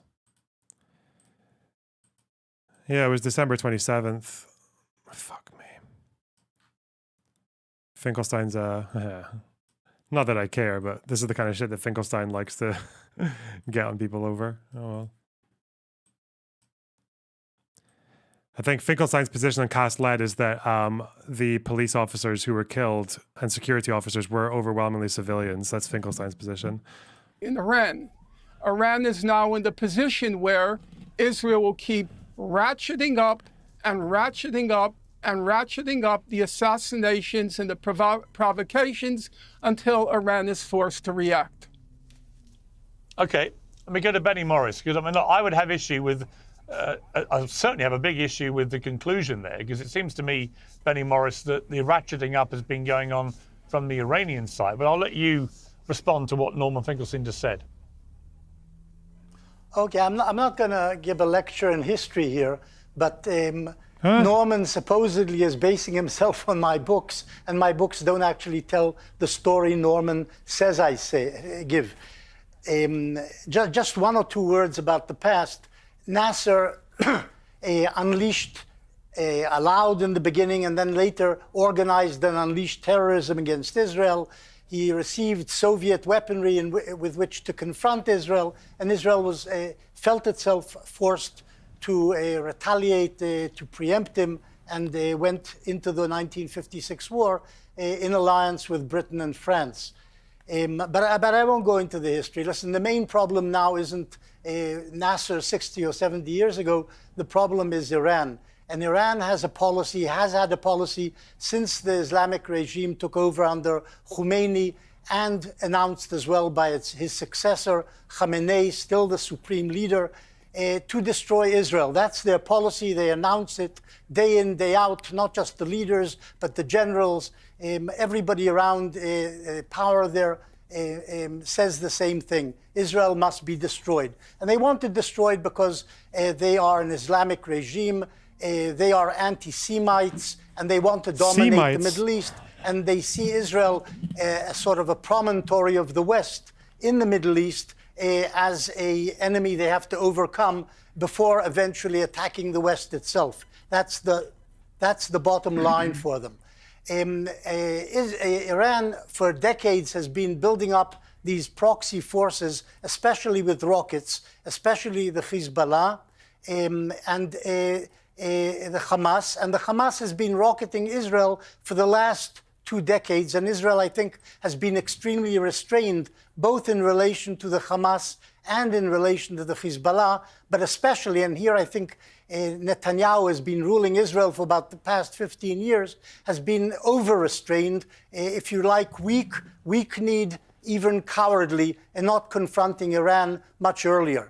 At the moment, the Iranians are threatening revenge against Israel. The Hezbollah is threatening revenge against Israel for knocking out several of the leaders of these proxy forces, which I think Israel has every right to do and to have done. Maybe a major confrontation is on the cards between Israel and Iran. The major problem for Israel, incidentally, hasn't been mentioned, not by Norman or yourself, and that is that Iran not just wants to destroy Israel, but is busy building or trying to build nuclear weapons in order to destroy Israel. And Israel should have taken these nuclear installations out before the Iranians approached weaponization, and didn't do so, and perhaps will hopefully, if there is a major clash with Iran, will do so now and use the opportunity to destroy the nuclear installations which they built in order to weaponize and build nuclear weapons. The problem for Israel is that Israel may not have the capability to do it by itself. It may be able to damage, but it may not be able to actually destroy the Iranian nuclear I wonder if anyone who's not Benny Morris has spoken about this, like has spoken about an assessment of the situation with Iran's nuclear weapons. Because he keeps saying that Israel might need a different, like a more strong country like America to help with destroying the nuclear facilities. That all Israel could maybe do is like what fucking tactical nukes or whatever. But I wonder if there's ever actually been any other military intel on that, like people talking about it. Like where he got that from, you know, is that like an actual... Is that based on like military commentary, or is that just his opinion, like out of nothing? I don't know. Project, and for that it probably needs American help, and American presidents have been very reluctant, like Netanyahu, to confront the Iranians, and so far haven't done anything except talk about not allowing Iran to have nuclear weapons, but haven't actually done anything to stop the Iranians. Okay, before I go to Norman to respond to that, can I just ask you, Benny Morris, does Israel have nuclear weapons? I don't know. I've never been invited to Dimona or wherever they stockpile them, so I don't know. But most Western intelligence agencies says Israel has a nuclear stockpile. They say Israel has at least 200 nuclear weapons, and I assume they know what they're talking about. But we know exactly how many nuclear weapons the United States has, Russia has, China has, the UK has. Why is it the world has no idea how many Israel has? And why is it when I asked Netanyahu directly that question, he refused to answer? Because Israel has always had a policy of ambiguity in relation to the nuclear weapons. Israel believed that so long as it didn't announce that it possesses nuclear weapons, it wouldn't provoke other countries around to try and possess them themselves. Ambiguity was seen as the best policy. I'm not sure that was right, but that was Israeli policy. Okay. But I think the world, as I said, does know that Israel does possess these weapons. But it does. But Norman Finkelstein, it is odd, isn't it, that we just don't know? This is where the Iran nuclear deal. I don't actually know what the fuck it is, so I'll think about it. There's Benny Morris sort of casually saying that it may have as many as 200 nuclear weapons. I've certainly never heard that from any member of the Israeli government. They refuse to even acknowledge they have one. Well, Benny Morris is an odd bird. I'm using a euphemism there. Because he says one thing and then he says another thing. He's like Quicksilver. It's very hard to pin him down. So I won't go back to 1950. I won't go back to the early 50s. People can read the book, Israel's Border Wars. I read it 3 times, so I think I know it pretty well. And people can decide for themselves. Let's move to what Benny Morris just had to say. Benny Morris has, since 2008, that's the earliest date I've noticed, every 2 years he publishes an op-ed in some Western newspaper and sometimes in the Israeli newspapers calling for an Israeli attack on Iran. Now, Benny Morris now says, we don't know whether Israel has nuclear weapons. Well, that's a very odd thing for him to say. Because Benny Morris has been... Did he just completely ignore everything Benny Morris said? He said Israel pursues ambiguity, and he hasn't seen them, but Western intel says they have like 200 weapons, and they probably know what they're talking about. He's clearly saying, like, yes, the answer points towards yes, that they have nuclear weapons, but okay. Explicitly blackmailing the West since 2008, saying... if you don't, meaning the United States, if the U.S. doesn't join in an attack on Iran, we, meaning Israel, have no alternative except to use non-conventional, that is to say, nuclear weapons. So, if I can quote him now, it is doubtful that its conventional capabilities will be sufficient to destroy the Iranian nuclear project. Then non-conventional weaponry will have to be used to stymie the project. And many innocent Iranians will die. But the Iranians will have brought this upon themselves by bringing to power and leaving in power a leadership that will have forced Israelis to do what was necessary in order to survive.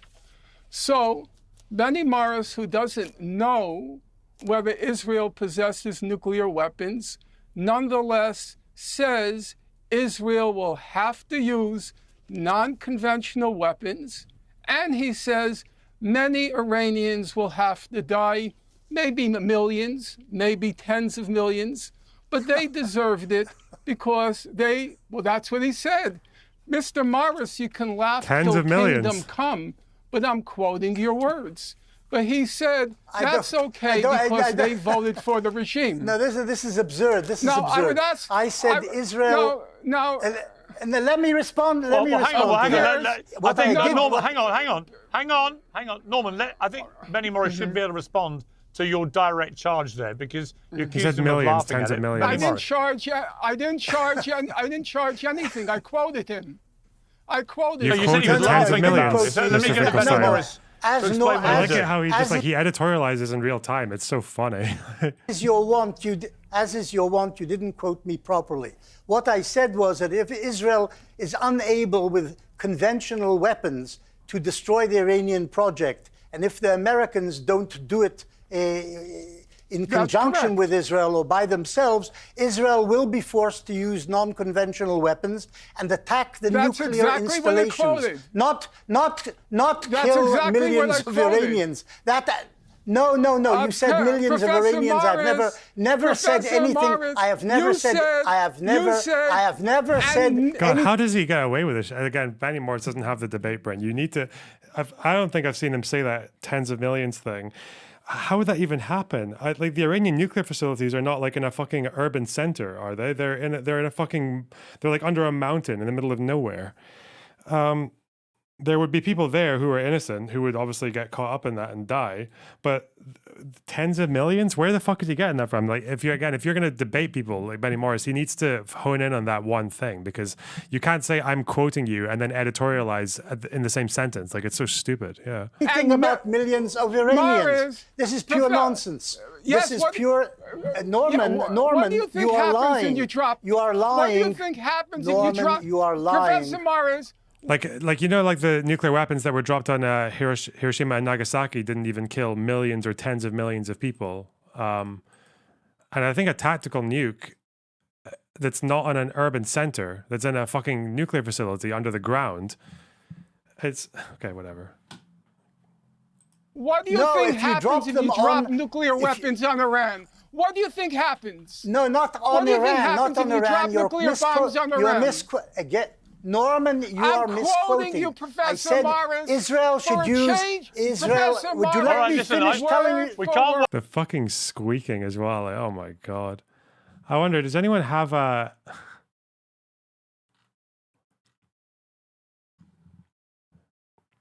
what's a tactical nuke compared to fucking Big Boy and Fat Man? By the way, the argument against nuclear weapons is to do with nuclear precedent, not to do with the amount of damage they would cause. Conventional weapons can cause a lot more damage than nuclear weapons can. Like the firebombing of Tokyo did more than the nuclear weapons. So, oh yeah, little boy, sorry. There's a simulation website. Does it have tactical nuke on it? Fuck's sake. Work out who's saying what. So, Benny Morris, why don't you say what you believe you said?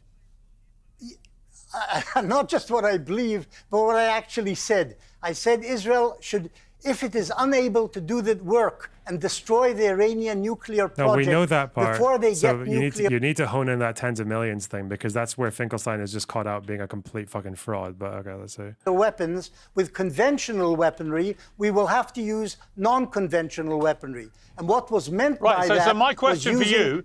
Okay, so my question for you. Let me finish the sentence. Yeah, but well, let me just finish my sentence. You have to. What I meant by that is accept when you say that, don't you? All right.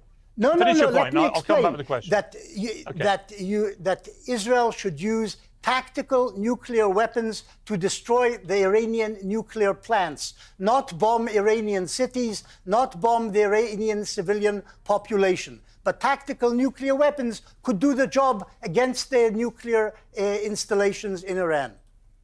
Okay, Norman Finkelstein. So he's clarified he doesn't mean dropping big nuclear weapons into civilian areas. He's talking about using tactical nuclear weapons to eliminate nuclear bombs. What do you say to that? What I say to that is actually quite simple. For many, many years, there has been the advocacy of a nuclear weapons-free zone in the Middle East. In case your listeners are unaware, there's a nuclear weapon-free zone in Latin America. There's a nuclear weapons-free zone in Africa. There's a nuclear weapons-free zone in the South Pacific. And there has been a strong advocacy because of the dangers of a nuclear war in the Middle East to turn the Middle East into a nuclear weapons-free zone. The last vote was taken in the UN General Assembly in December 2022. It was a very close vote, very close.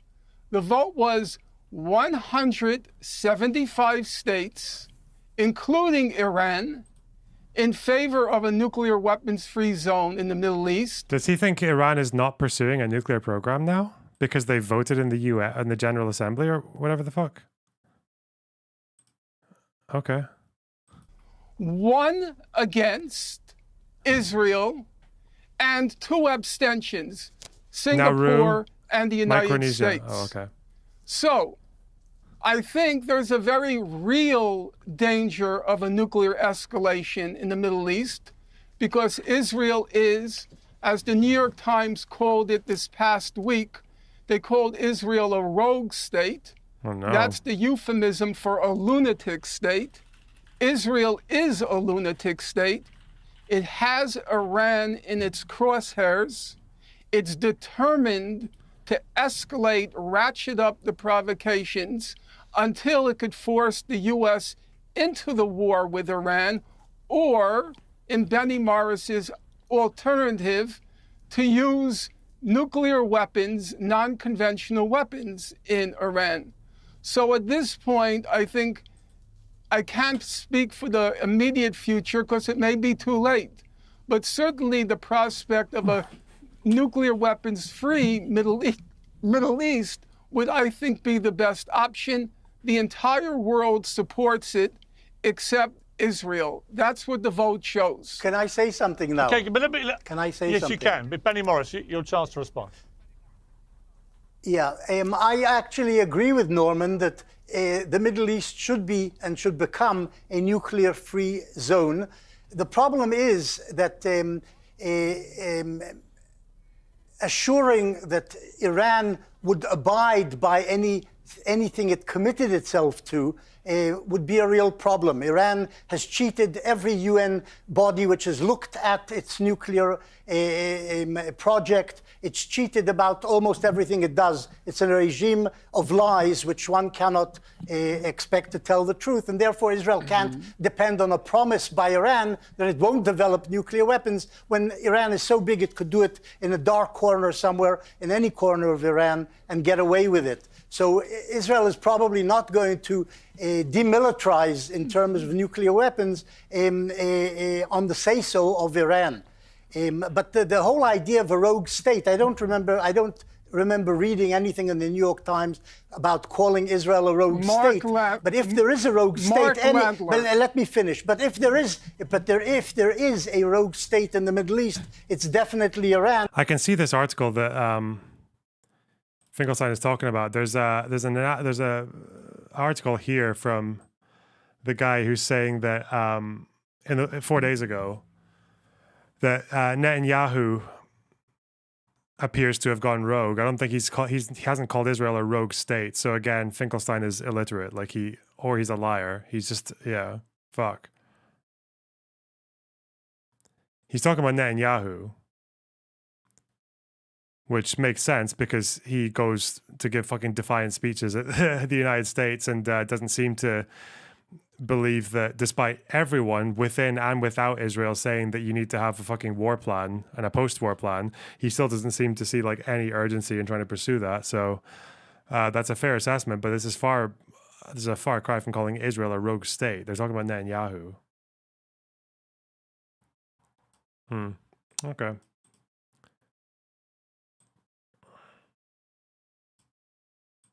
At least in the eyes of most Western governments and intelligence services, because Iran has been a producer and creator and propagator and promoter of terrorism, and everything it does in connection with North Korea, in connection with Russia, in connection with every awful regime in this planet, to prove that it is a rogue state. There is one rogue state, one pariah state, and hopefully its regime will vanish in the near future.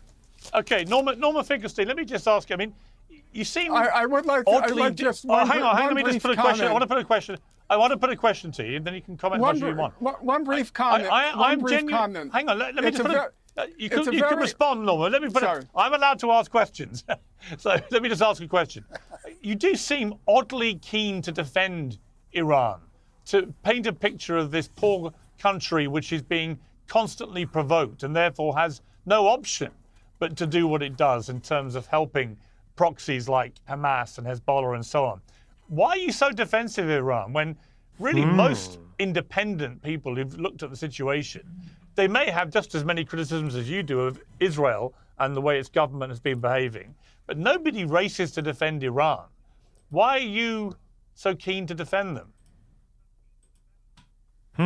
I look at the documentary record, I look at the historical record, and I base my judgments on it. Let's just... I love it. Yeah, you appeal to the authority that is yourself. That doesn't mean anything. That doesn't mean anything. Bro, like Lunderbox, why do you think only 200,000 Jews died in the Holocaust? Oh, I look at the record, I look at the documentary record, and I say what I see. Okay. Okay. Are you psychotic? Like, okay, fuck. Take the last point that Benny Morris made, and then I'll return to your major point. The last point Benny Morris made, for a surprising change, we agreed on a point. He said he too supports a nuclear weapons-free zone in the Middle East. However, he said that we can't trust Iran, that it's a conniving, cheating, deceptive, and so forth regime. So we can't trust it that it won't build a nuclear weapon. Now, I find that coming from an Israeli a very odd statement, because Professor Morris must know that it was through deception, conniving, deceiving, espionage, spying, and all sorts of other things that Israel created its nuclear weapons force. He has for sure read Avner Cohen's book on how the bomb was created, how Israel acquired nuclear weapons. Professor Morris, according to Avner Cohen, was it by being honest? Was it by being above board? Was it by allowing inspectors to see what Israel was doing in Dimona? Is that what happened, Professor Morris? So isn't this a classic case of the kettle calling the coffee pot black? For you to say we can't trust Iran after Israel's record on nuclear weapons, as even you so shamefacedly and shamelessly say, I don't know if Israel has nuclear weapons. You really don't? You advocate Israel's use of them. I still don't understand how you can hear that sentence from Morris and think that he actually doesn't know. That, for fuck's sake, okay. In the event that the U.S. doesn't join the attack on Iran, but then you don't know if Israel has nuclear weapons.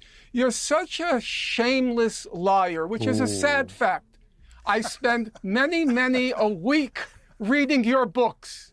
I spent many a month reading your books, and to see how you have degenerated into a state propagandist and a bold-faced liar, very sad. Very sad. All right, Benny Piers, Morris. Okay, we're going to go back Piers, to some incendiary comments there about Benny Morris. Benny Morris, defend yourself.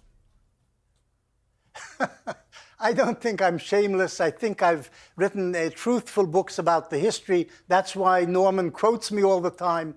About the nuclear weapons, my assumption is Israel has them, but I've never seen them. I've never seen it confirmed by Israel that it has them. So it's sort of up in the air, but we can assume it has them. Why does Israel have nuclear weapons? Well, Norman actually understands. I never saw the Roman Empire. No, Norman, let me finish. Norman actually knows why Israel, if it has nuclear weapons, developed them in the 1950s and 60s, and that was because it was surrounded by a bunch of Arab countries which wanted to destroy it. They said, we will destroy you. We want to destroy Israel. So Israel was forced to build a nuclear stockpile so it would be able to deter the Arabs should they be able conventionally to overcome Israel. Israel managed to do that, never threatened anybody with use of nuclear weapons, never used them against anybody, even when its army was on its knees at the beginning of the 1973 war. It never threatened anybody with... Is Finkelstein going to talk about Moshe Dayan having that one warhead that was that looked a little bit nuclear-esque that was pointing towards Damascus? Oh no. I don't think it was ever confirmed that was a nuclear weapon, but the concept was definitely flirted with, I think.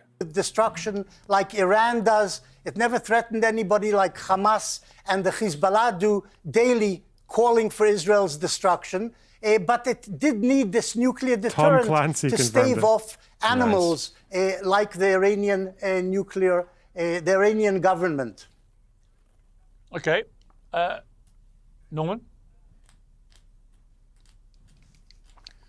I think at this point people have heard both sides, so I'd rather you move on to another question if you don't mind. Okay, that's fair enough. Let's move. I tell you what I want to move on to. I want to move on to the current state of the war in Gaza. I want to ask you, first of all, Norman Finkelstein, where you think this war now is. Prime Minister Netanyahu seems determined to continue prosecuting the war until every last member of Hamas has been killed or presumably put in prison. But in the process, a lot more civilians are dying on a daily basis. How does this war end, do you think? Uh-oh. Well, I think we have to first get clear on the nomenclature. I don't believe it's a war. I actually think the actual, what you might call battlefield aspect of the conflict has been fairly trivial. I admit I can't prove that, but I can say, having followed it fairly closely, that you don't read in Gaza, you don't read about any major battles in Gaza. You don't read about any major battlefield deaths in Gaza. What you hear is about a person here, a person there being killed, aside from the fact that since Israel is indiscriminately bombing Gaza with an unprecedented intensity, one can say with certainty large numbers of Hamas militants have been killed, but that's because large numbers of civilians have been killed. So you can guess, roughly speaking, the number of Hamas militants proportional to the population have been killed roughly in the same numbers as civilians killed. You can assume that? What? How? If you go by Hamas's numbers, that's not true. But, okay. The main aim of the assault on Gaza, I think, having studied the record very closely, and here I think I've studied it as closely as anyone else, it's properly described as a genocide in Gaza. I think the main aim in Gaza has been to, as many Israelis have said, to make Gaza unlivable, make Gaza uninhabitable. And so as the former chief of the National Security Council, Giora Eiland, he's now an advisor to the defense minister, as he put it, the people of Gaza will have only two choices left, to stay and to starve or to leave. And that's, in my opinion, why Israel launched the assault on Rafah beginning in early May 7th, I think, because they wanted to finish the job. They wanted for there to be nothing left in Gaza, so the people of Gaza will have nothing left to return to. And that aim has, in my opinion, been largely achieved. The last numbers I read are that there are 40 million tons of rubble in Gaza, and it would take between 10 and 15 years just to clean out the rubble. The rubble is mixed with a lot of unexploded ordnance and toxic substances. So the estimate is 10 to 15 years, not to rebuild Gaza, but not to rebuild Gaza, I want to bring Benny in. but just to remove the rubble. Okay, let's go. Okay. Let me bring Benny in. Benny, I want to read you a quote, Benny, before you respond. A quote from an interview you gave in 2014. You said, "There are circumstances in history that justify ethnic cleansing. I know this term is completely negative in the discourse of the 21st century, but when the choice is between ethnic cleansing and genocide, the annihilation of your people, I prefer ethnic cleansing." People think that what Israel is doing now in Gaza is a form of ethnic cleansing. Do you agree with that? No, not really. I think Israel has been prosecuting a war against the Hamas. Someone sent me a fucking dono on PayPal. I don't want to put their name out, but they said not a single penny to the vile Zionist entity known as Lornerbox. Thanks, I really appreciate that. Whoa. Since October 7th, because the Hamas attacked Israel, slaughtered 1,250 people, took hostage children, old people, women, 250 of them, raped women, raped apparently men as well. And Israel decided that this was enough and we must destroy, this government decided we must destroy the Hamas. And that's what it's been doing for the last 9 months. And it's an organization which well deserves being destroyed. The organization, the Hamas fighters, 20, 30,000 of them have been hiding among the population, in the population, under the buildings, in the buildings, in the hospitals, in the schools, etc., etc. And this has necessitated Israel bombing here and there to kill Hamas people. And that's what it's been doing. And this has caused enormous, terrible damage in Gaza. And it will take years to rebuild Gaza. But it will be rebuilt if the Hamas is destroyed. If it's not destroyed, there will be perpetual warfare between Israel and the Hamas, and the civilian population of the Gaza Strip will remain in miserable and terrible conditions. This, incidentally, was probably one of the aims of the Hamas when it initiated that assault on October 7th against Israel. It has anticipated anticipated that Israel would go into Gaza, would bomb Gaza, would kill lots of civilians, and then would, of course, be blamed for it by the international community and hounded by people like Norman Finkelstein intellectually. They expected that, and they probably wanted that, and they don't care about how many civilians die in Gaza because they all go to heaven according to the Hamas fundamentalist beliefs. So they're actually martyrs, so they shouldn't even complain about it. The Hamas built itself a large tunnel network under the Gaza Strip, some 700 kilometers worth of tunnels, which it never allowed civilians in the Gaza Strip to enter because it wanted the civilians to die outside. All right, Norman Finkelstein, I mean, it's hard to... all I would say is, it is hard to disagree when Benny Morris says that Hamas obviously knew what the response was going to be here. I think the number was 360 kilometers of tunnels, not 700. I don't know where you got that from. Go into Israel and slaughter 1,200 people and wound nearly 7,000 more in the most grotesque... King Loki, why do you think it was 40,000 civilians? Are you just naming the total death toll? Do you think no one in Hamas has died in this entire war? What the fuck's wrong with you? 40... Hang on. I don't even know, because now you've got the... You think no one in Hamas has died in Gaza? No Hamas fighter has died? It's all been civilians. Even Finkelstein doesn't think that. What's the... I want to find out what the health ministry numbers, search it up. The only thing that when you search it up, you don't get the health ministry telling you whether or not it's militants or civilians. They just say people dead. So even the health ministry doesn't say civilians, they just say people. They don't say whether they're militants or civilians. Where did you get 40,500 civilians from? I just want to know why you think that. I see you've been talking to my chat for a little while and complaining. I just want to know why you think that.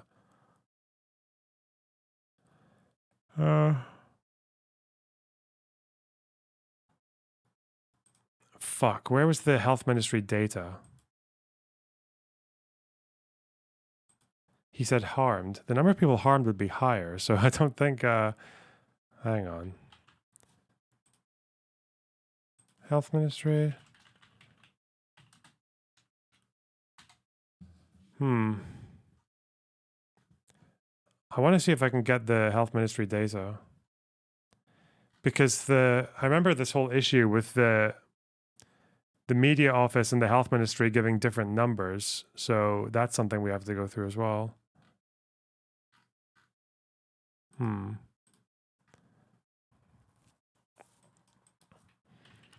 Health ministry report deaths.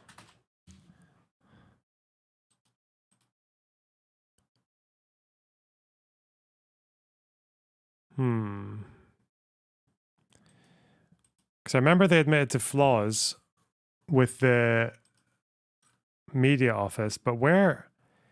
I think it's only in Arabic, isn't it? Like the actual health ministry numbers, where they're divided into men, women, children.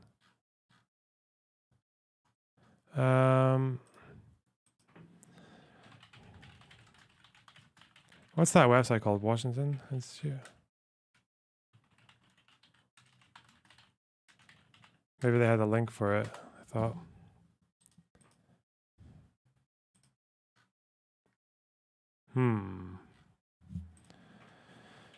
Ministry.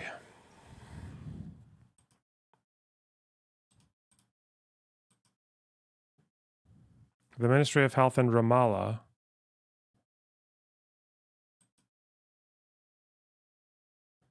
Did they publish death tolls?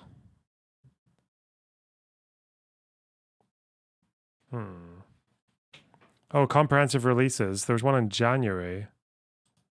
Do they have more?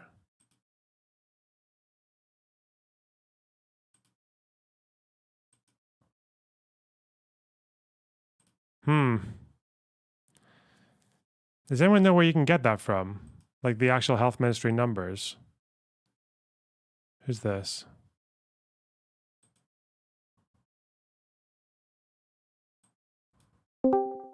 Hello?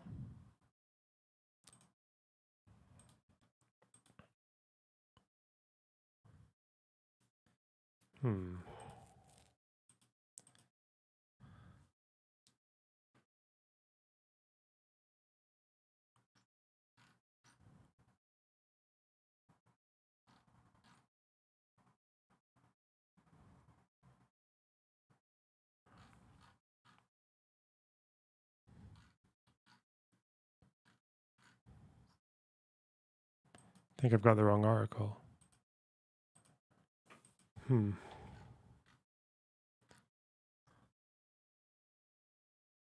well. Medieval barbaric manner and not assume that Israel would respond in the way that it has. So you would surely agree with that Hamas must have known what was going to come back. I'll address that question in a half moment. I would first like to address what Professor Morris had to say, and then I promise you I'll get back to that question. What Professor Morris says, Israel is attacking Hamas. Israel is focused on Hamas. And everything else is, to use the technical expression, it's collateral damage. Regrettable, sad, but collateral damage. So let's take a report that came out today from B'Tselem, the Israeli Information Center for Human Rights in the Occupied Territories. And it documents in excruciating detail the massive, relentless torture that Israel is inflicting on the detainees since October 7th. Now, people worry, justifiably, about the torture that might be inflicted on... Oh, hello? Yes, can you look in the end? Yeah, you're a bit loud, but hi. Hello?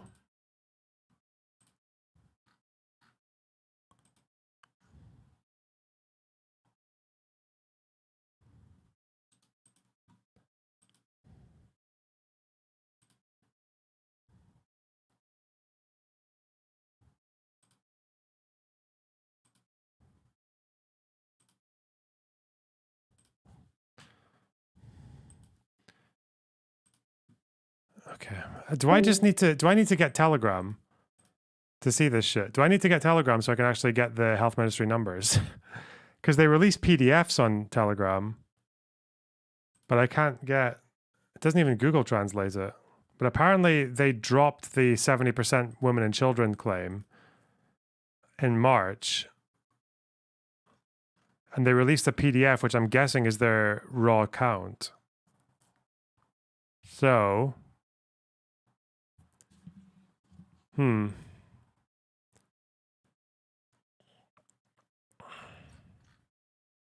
just need to make an account though, because it's being a total dick. Also, Loki, I told you, you just gave me numbers. You didn't give me civilian casualties. I asked you if they were civilians. You said yes, they were all civilians. How do you know that? You just assumed that. You just made it up. You have no idea how many Hamas people were killed because the health ministry, for some reason, doesn't tell you. Is that the guy trying to get you killed? Nah, don't worry about that. Ugh. He took it back already. Okay. On the hostages in Gaza.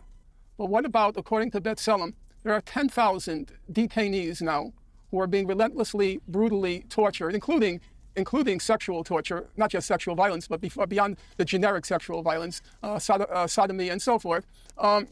Was that targeting Hamas? Are all those 10,000 detainees who have been randomly collected by Israel, they're all Hamas? And let's assume... I don't know who said they were randomly collected. Some of them turned out to be innocent, and quite a few of them turned out to be innocent, and they were released. But why the fuck do you think they were randomly selected? What the fuck? Okay. It was Hamas. Can I respond and to let's that? assume... Can I respond? Wait, let's assume... Wait 1 second, buddy. You will be in a minute, yes. Piers. Also, this has nothing to do with collateral damage in your fucking airstrike campaigns. I don't... What the fuck? Okay. Let's assume that Hamas knew Israel would react. Now, I'm asking you a simple question, Piers. Do you think that does that justify Israel's infliction of massive torture on roughly now 10,000 Palestinian detainees from Gaza who were randomly rounded up since October 7th? Now, one last point, and then it's over to Professor Morris. Professor Morris wants us to believe that Israel is engaging in a pinpoint war against Hamas with collateral damage. He didn't use the expression collateral damage. I'm using it, but you get the point. So here's my question. I've spent the past 8 months reading through the human rights reports. I've read the reports of Save the Children. I've read the reports of UNICEF. I've read the reports of the World Food Program. I've read the reports of USAID. I've read the reports of the World Bank, the United Nations Conference on Trade and Development. Norman, you're reading much too much. The World Health Organization. Now I ask you, Piers, is it plausible, is it believable that all these internationally eminent and respected human rights organizations, when they say that Israel is targeting the civilian population of Gaza, is it plausible, Piers, that they are all conspiring in a monumental hoax to deny that Israel is, in fact, only targeting Hamas. Is that believable? Well, no. Here's what I would say. Let me answer. I will come to Benny for an answer. But my response, the fact about a lot of human rights reports is that usually there will be one big one that the others all just copy paste from. So that's not that unusual. Okay. Yes, you can, Benny. One moment. My response myself would be that you missed out a report that came out yesterday where the United Nations accepted that I think it was 8 or 9 members of its employees had been taking part on the attacks on October the 7th. So you didn't mention that report. So reports can be, multifaceted in what they reveal about what's going on here. Also, I would say that did the UN say? Wait. Was that UNRWA? I thought everyone said that was fake. Oh no. Investigation completed. Allegations on UNRWA staff 3 days ago. What did they say? Let's read beyond the headline, obviously. Allegations on UNRWA staff participation in the October 7th attacks. This is from UNRWA, so Lazzarini.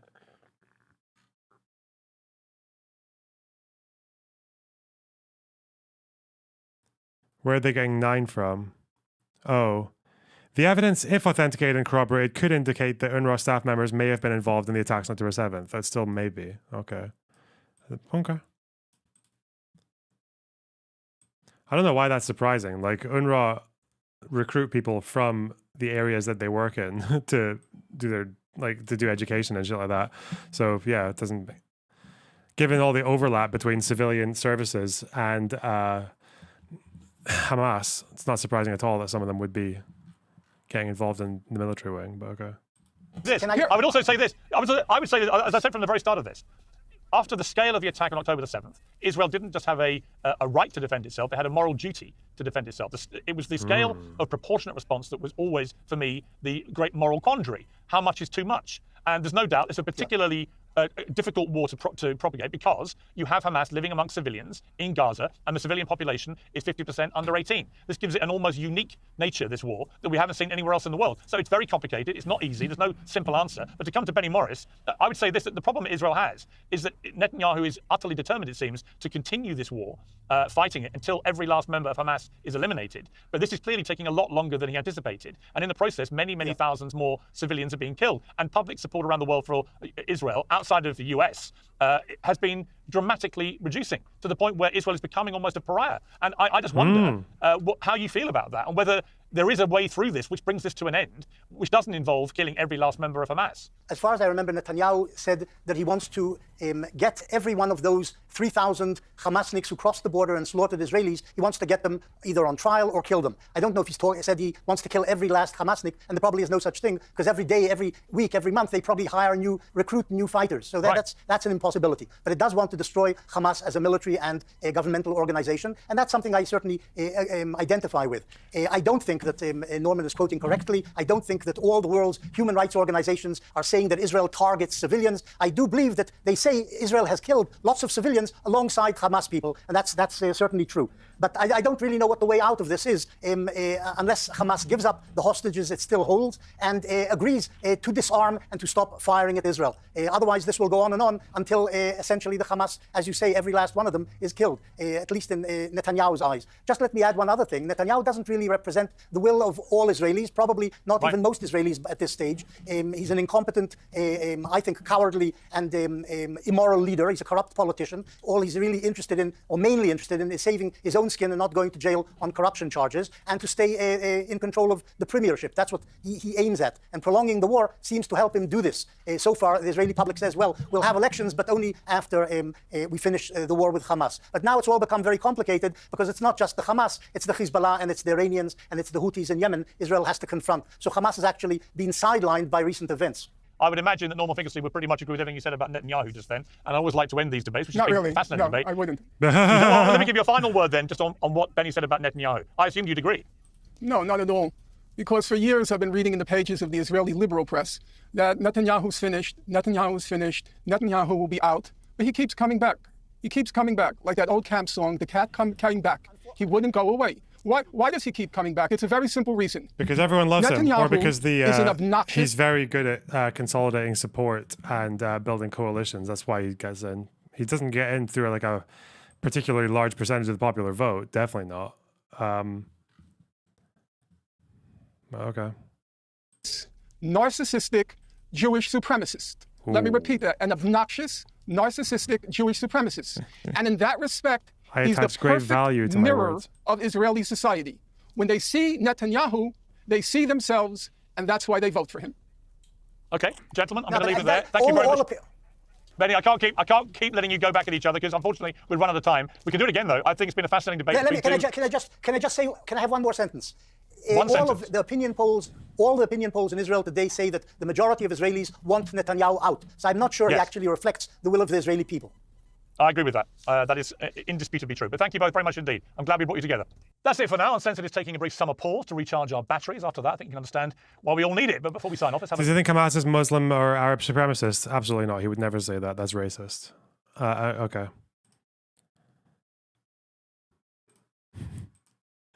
Fuck me.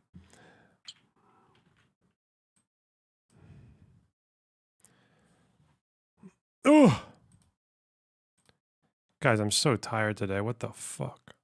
Oh, my brain.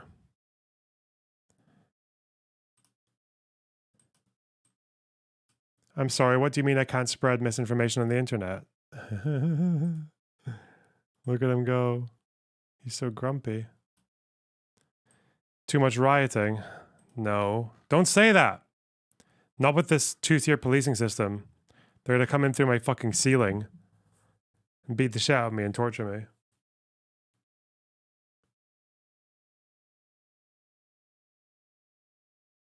The face of the EDL. Oh god. What a disgusting fuck.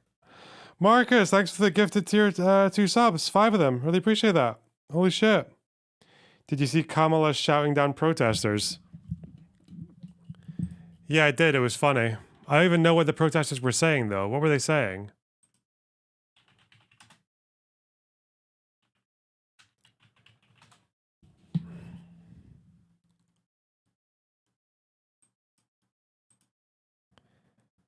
What the fuck were they chanting? Something about genocide.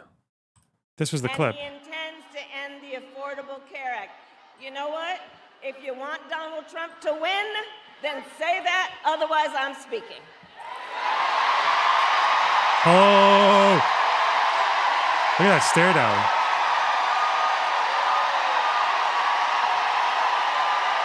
She's like a cat. She's like a cat at the window.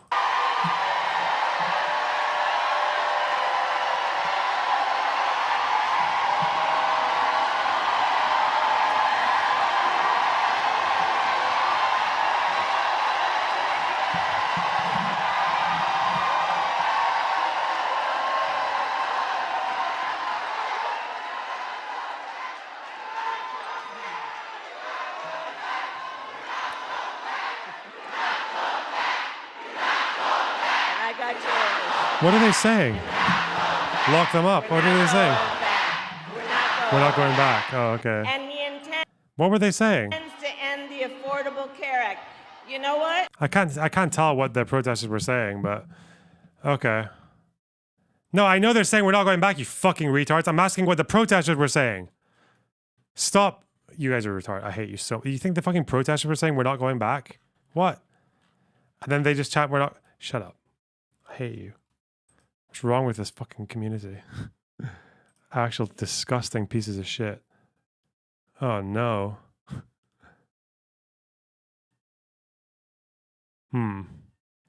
Apparently a lot of counter-protesters have come to... Whoa! What is this? Racist and Islam. What the fuck is this show? Politics Joe? I don't remember them having this kind of production value. What the hell?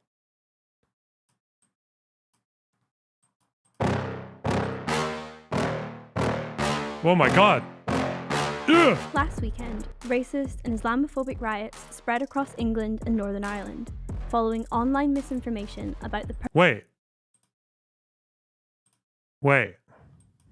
Is she Scottish? Riots spread across England and Riots? She sounds like Edinburgh. Is she in Edinburgh? The fuck? Last weekend, racist and Islamophobic riots spread across England and Northern Ireland, following online misinformation... Wait. She could be. There's no way she's Aberdonian. There's no way. No, she sounds Edinburgh. It's very neutered though. She sounds neutered. University of St Andrews 2022. Okay. Oh no. Genocide country.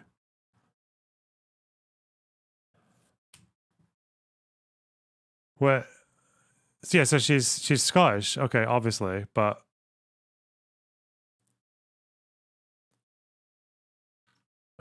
okay. Well, let's let her talk more. We'll figure out her accent. She's not from St Andrews. No one who goes to St Andrews is from St Andrews, but okay. About the perpetrator of the Southport stabbings. And yesterday, the country was braced for more, after a provocative list containing the locations of immigration lawyers' offices, and in one case, a home address, had been circulated amongst far-right groups on Telegram. One of these firms was in Walthamstow, where, when we arrived, local businesses were boarded up in preparation for a potential night of unrest. Damn. But rather than the far right, thousands of counter-protesters, anti-racists and anti-fascists, demonstrating peacefully, flooded the borough's streets.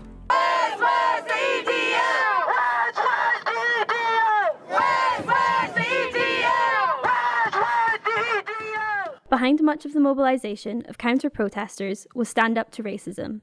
Here's Wayman Bennett, co-convener of the organisation.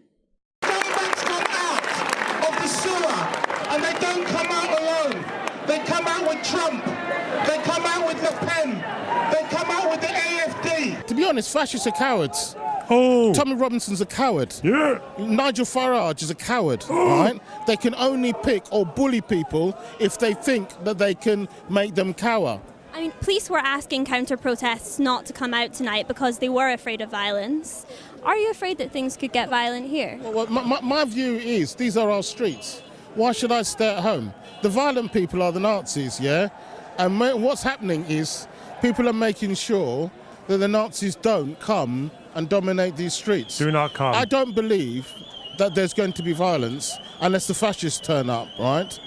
But as I said, it's a febrile atmosphere. But where there has been violence, I have a friend in Rotherham, and they tried to burn down the hotel that he was in with his children.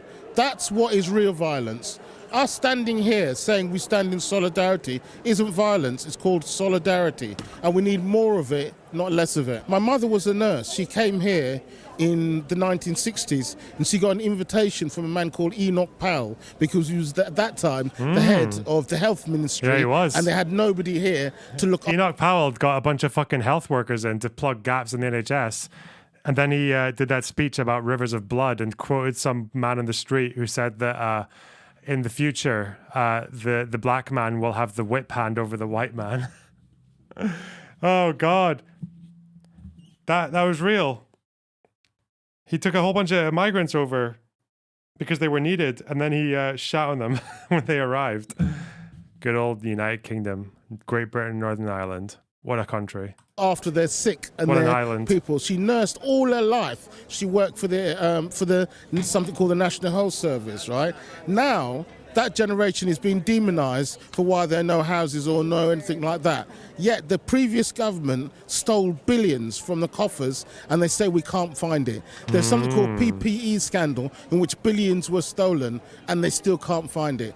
If one of the people around here stole £50, they'd put them in jail. But there's no Tory, there's none of those people that were responsible for that, none of them been held responsible. And that's why we think that we have to stand in unity to make sure don't blame the wrong people. Earlier, we spoke to his colleague, Joe, who explained why counter-protesters had chosen to ignore police advice to stay home to avoid potential violence. I don't think you can just ignore fascists and they go away.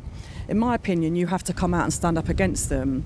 And in 2012 in Walthamstow, the Fascist English Defence League attempted to come and march here, and we were told at the time by the council and the police that we shouldn't march, that we should just ignore them.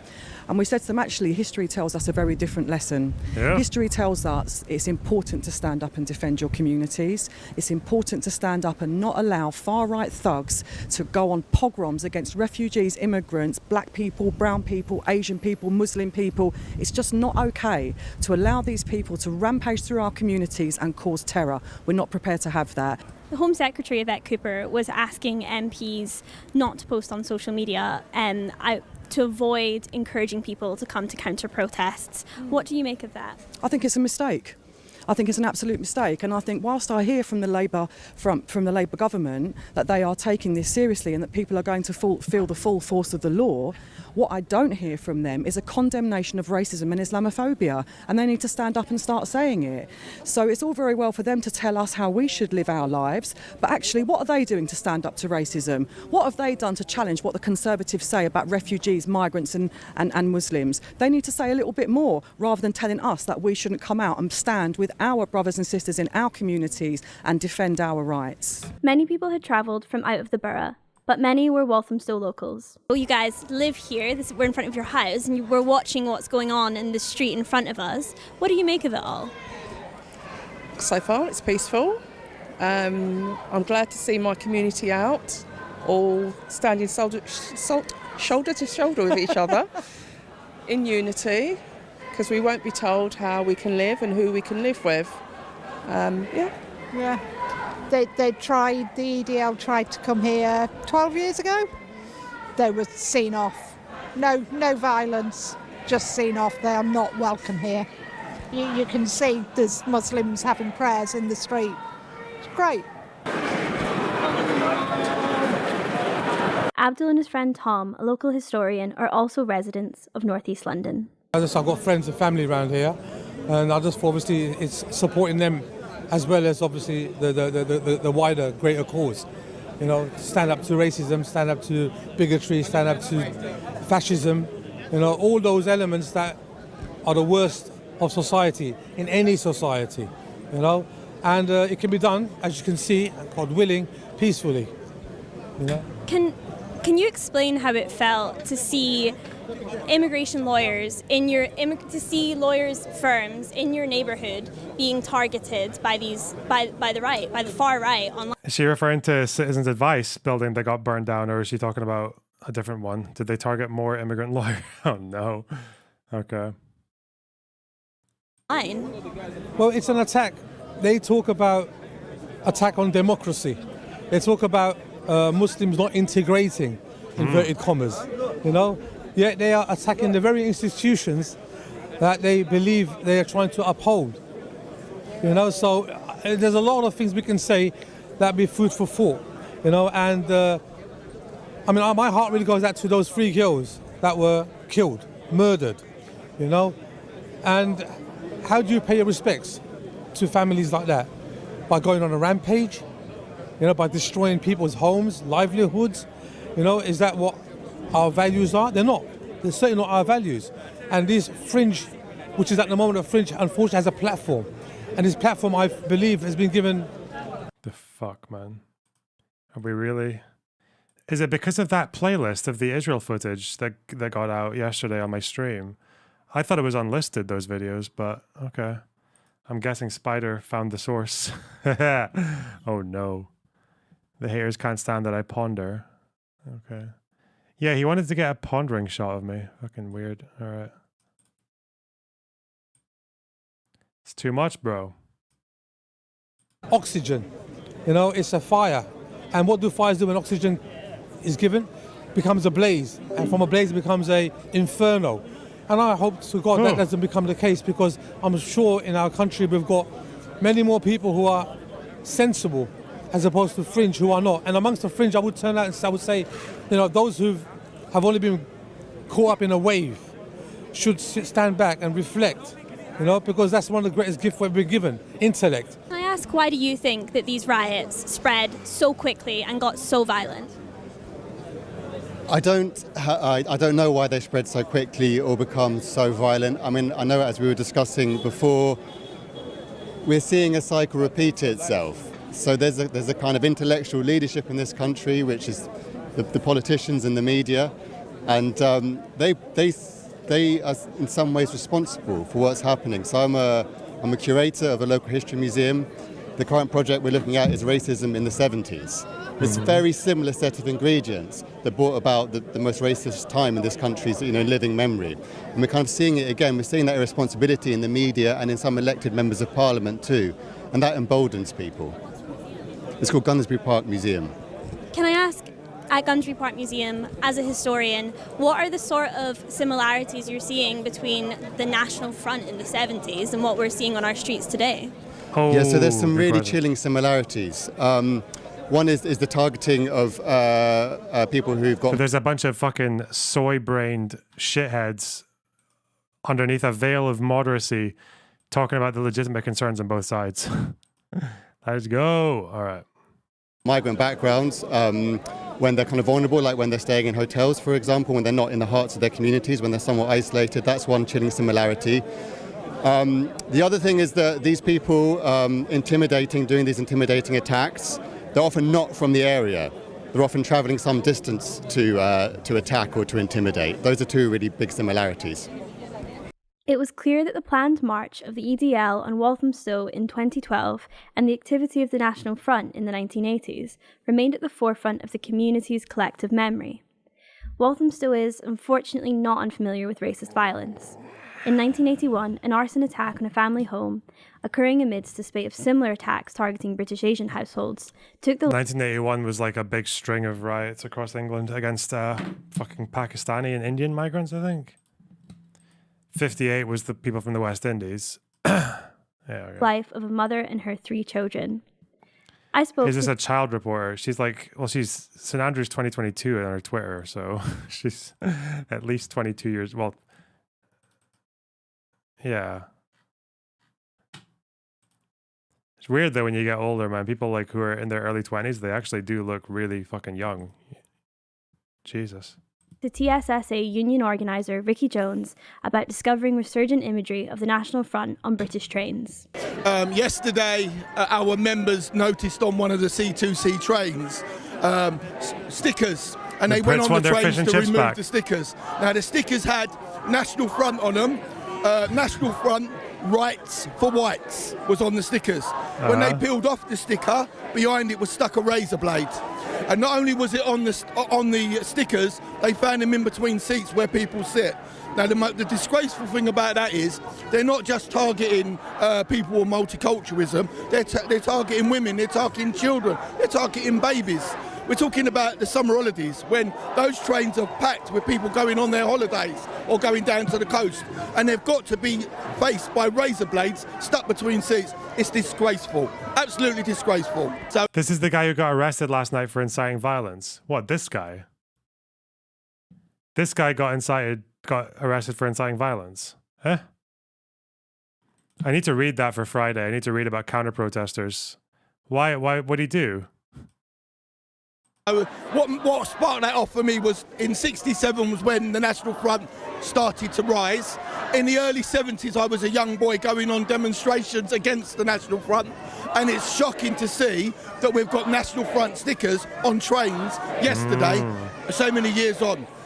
At the moment, we're facing a situation where we've not just got the Tommy Robinsons for the English Defence League, we've got the National Front and many, many other fascist groups coming up. And let's not forget Nigel Farage. They may have 5 MPs in Parliament, but they are completely racist. They're a completely racist party who've done a fantastic job of pulling the wool over our young people's eyes and making them believe they're a good party that only want to close the borders. Semi-recent tweet from UK Politics Twitter, he was trying to cut people's throats.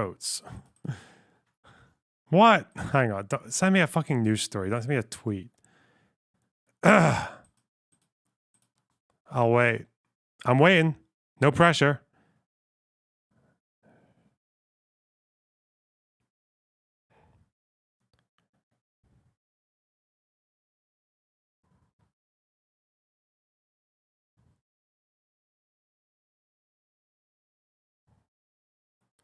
Read the news. Yeah, I'll read the fucking news. God.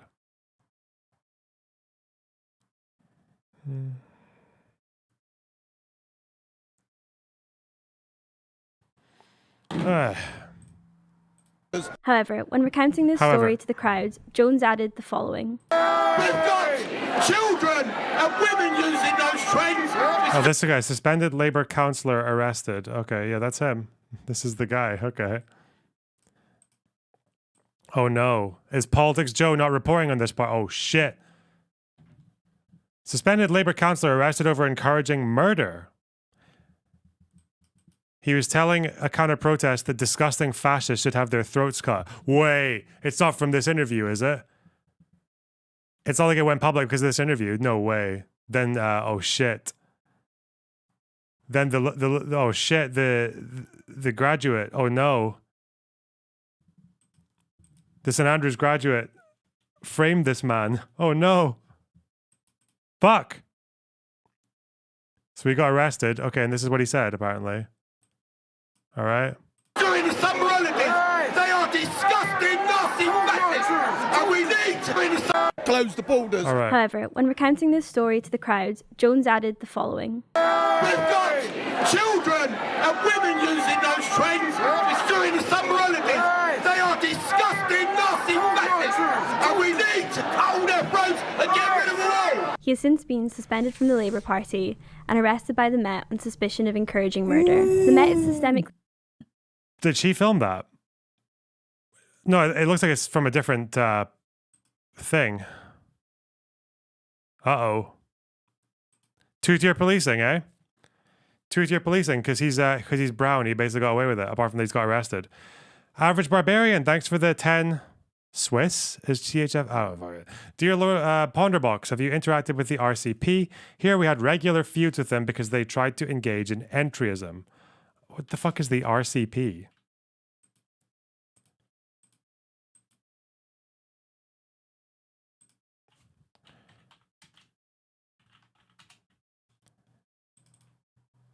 The Communist Party, the Revolutionary Child Pornography.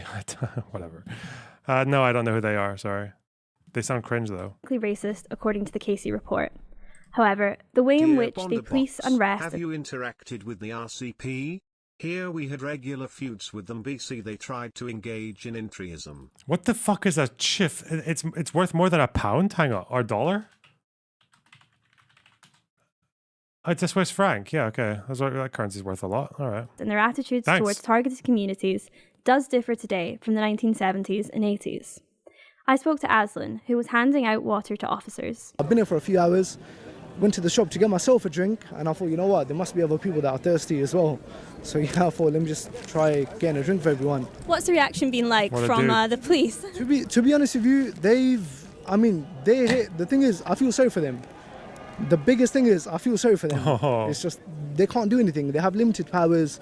They're there, they're getting attacked. I've seen videos online, and we feel bad for them. What's it been like? You can tell, I think she would have gone around a lot of people to do these interviews because every single person she's actually managed to capture a conversation with has been pretty interesting, and is telling a pretty good story.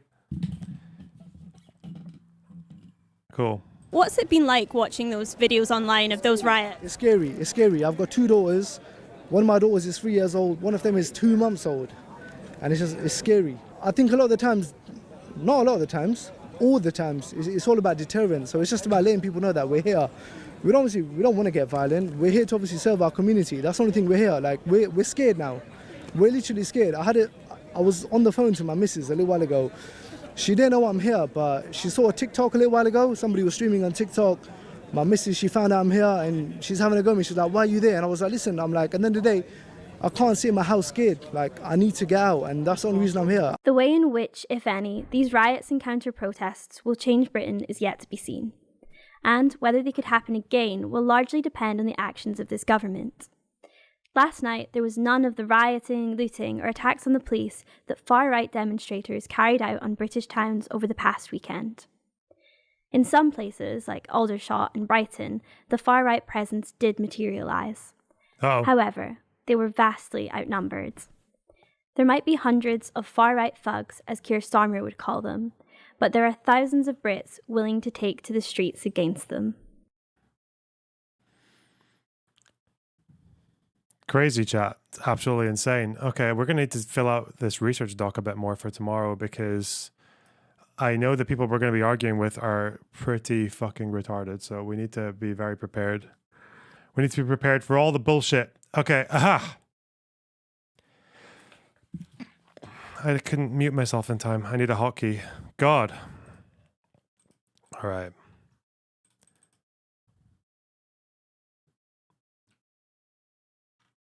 I think the rioting is it's gonna lose momentum. the arrests and the counter protesters are gonna fucking take out their steam, basically. Dankula again. No, maybe I should. Maybe, I don't know. I need to get more debates. I want to find ordinary wankers. I want to find just regular cunts who support the protesters, the rioters. I mean, he's made some stupid content recently. Maybe we could do a react, I guess. Because, yeah, he will just be saying all the usual suspects of dumb shit. So, but for now,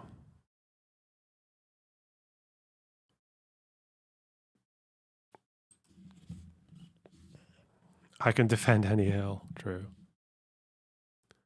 Okay.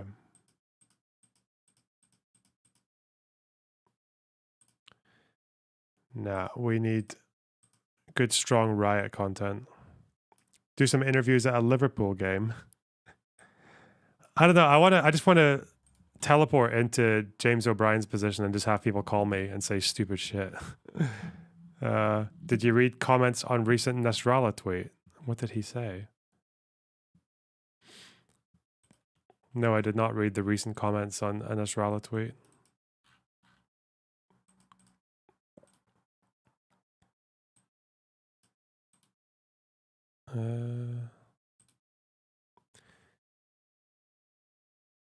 He made a video about nationalists and unionists coming together, but it was actually Dublin far right going up to team up with the loyalists. Oh, so it wasn't Irish nationalists.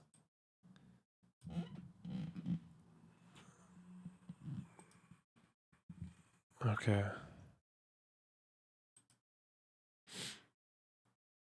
Right, hang on.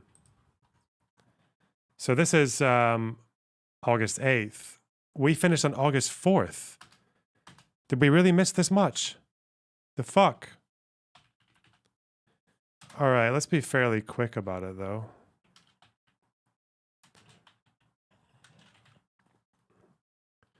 August 6th, 5th. All right. UK riots, 2024. The 5th was when the guy got bonked on the fucking head with the shield, right? That was quite funny. All right. Prepare yourselves, guys. Who are you debating tomorrow? Just some fucking morons. I don't even... Some very stupid people, okay? At least one stupid person. I actually know the rest. I don't even know who's on my side. Hopefully they're okay. No, I don't think Sargon said yes. Although I think Wick is maybe hoping to get Sargon involved. Okay.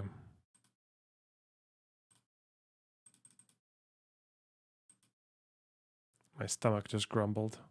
Oh no.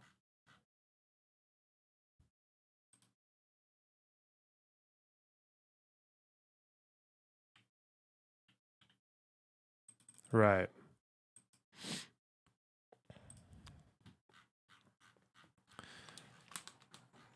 Prepare for some prep, you guys. 5th of August, Birmingham, Plymouth, Belfast,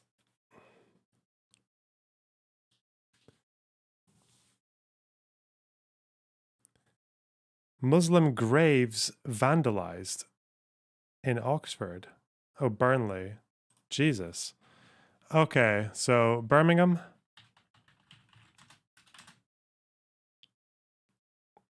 Plymouth. The guy who got bonked is on Plymouth is very funny. All right, Belfast. Where the fuck is Darlington? Burnley. Oh, the specialists. Targeted on Telegram.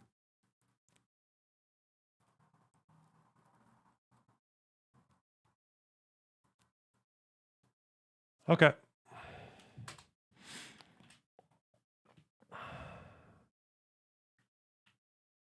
Let's get the Birmingham news. We'll go quite quick with this. Just for timeline. Sky News crew followed a man in a balaclava wielding a knife who slashed their van's tire. Before this, Sky News broadcast from the scene was interrupted by a small group of these protesters, with one shouting "Free Palestine" and "Fuck the EDL." This came after a group gathered around a mosque in anticipation of a far-right protest, which was rumored to be scheduled in the area. Oh, so a Muslim dude, or was it a counter-protester, or what? These guys are brown. These guys are the Browns. Okay. The good thing about race riots is you can identify which side people are on. We know, really for example, easily. there's a van full of police in that McDonald's car park. We know, for example, there's a van full of police in that McDonald's car park just behind us. There are other police cars that we've seen circling the area, so I think they are ready to move in, should they be. We know that Muslim community leaders have been speaking to the police as well, because... Free Palestine! Free Palestine! But I think, apologies for the language you're hearing, but essentially... God, she's fucking brave. Okay.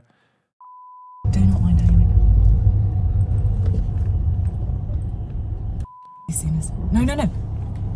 He's gonna us. Shit. Gonna do the same to us.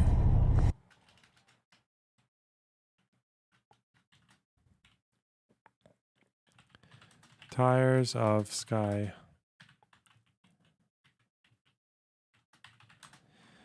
But didn't damage it. How Corantos? Yeah, I didn't know Corantos was involved in these. Okay, so we've got some Muslimic violence. Okay. Both sides.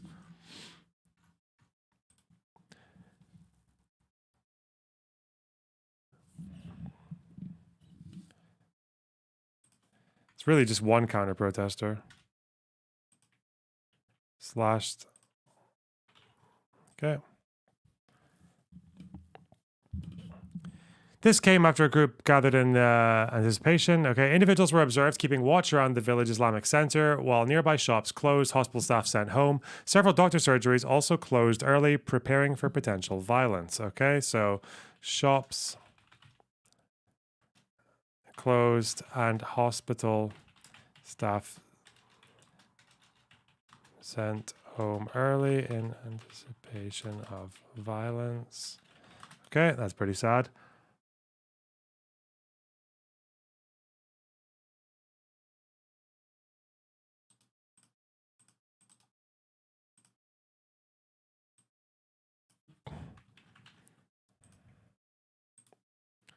So what happened actually on the night? A lone man outside a pub at Yardley was attacked by a group.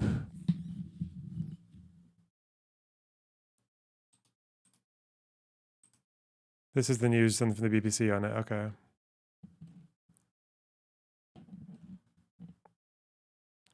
Some disturbances have taken place after hundreds of people gathered in parts of Birmingham following false reports that the far-right protesters planned to march. Ah.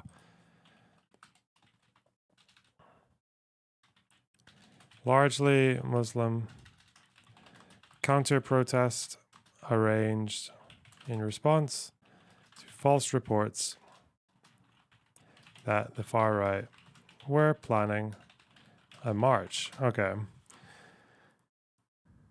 During the evening, several vehicles and a pub were attacked by a group of Muslim youths who broke away from the main demonstration and were wearing masks and carrying weapons.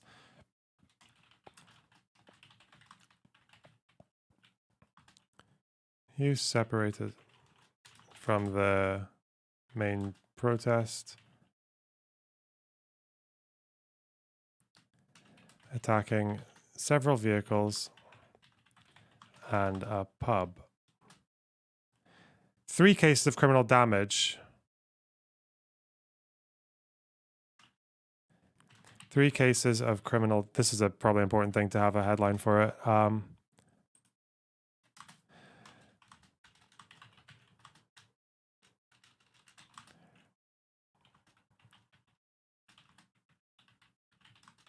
Damage and 1 of assault from Muslim youths.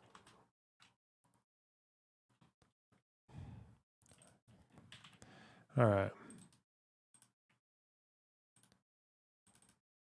Got him. Okay, move on. Plymouth. This is where the best meme of the protest happened. Many businesses closed early, bus routes were diverted, and a performance at the Theatre Royal was cancelled as 2 protests were planned to take place in the city. Plymouth City Council warned residents to stay away from the city centre as Devon and Cornwall police said they would be increasing their presence there. Police lined Royal Parade as the groups of protesters, one anti-fascist and the other far-right, faced off, throwing items including glass and stones at each other as one woman on the anti-fascist side was injured by a flying item. As the protests continued into the night, bottles, bricks and fireworks were thrown at arrests and arrests were made. 3 police officers were carried away from the scene after being injured, with a police van being damaged. Shortly before 10 p.m, Devon and Cornwall police were where the 150 officers were deployed in the area. A TK Maxx shop front was smashed and brick paving was torn up in the city centre. In a statement, the police revealed that 6 arrests have been made relating to the disorder. Okay. Several officers injured. Okay. Plymouth. 6 arrests made and several officers and some members of the public injured. So I can see the BBC article on each one because that's probably the most reliable.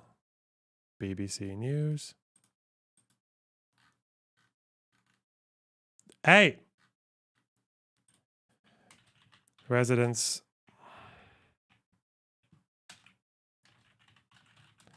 advised to stay home and businesses early.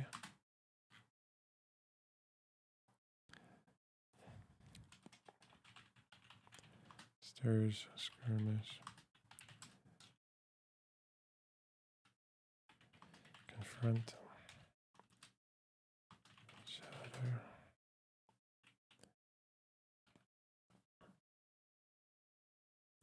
Several officers received minor injuries and 7 people were arrested. Oh, 7.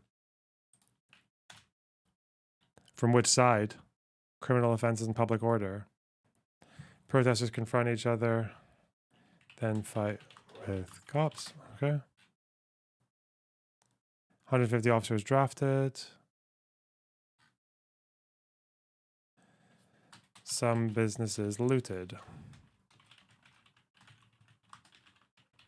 All right.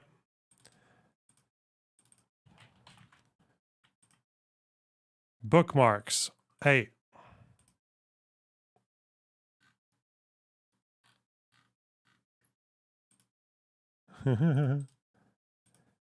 From Bill Gates is a psycho, this account.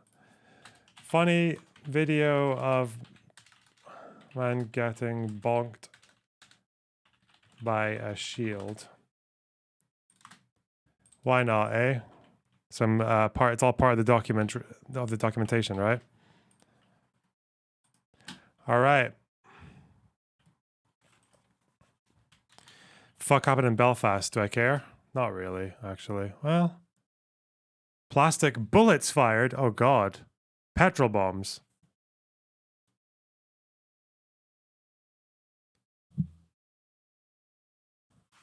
And a hate crime. Okay, there might be something here. Belfast Telegraph. Paramilitary link. Oh no, from loyalists. When will they give up, man? Fuck me.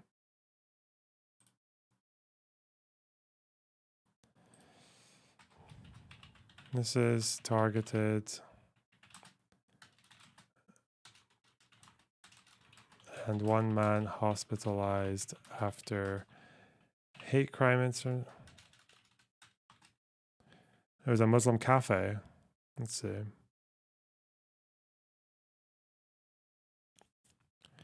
Hate crime linked to loyalist paramilitary.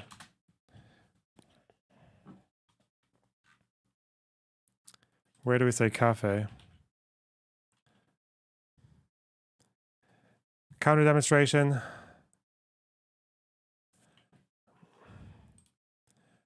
Muslim-owned cafe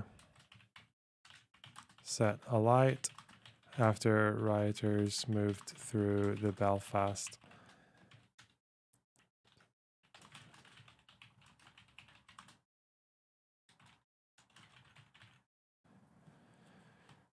Okay.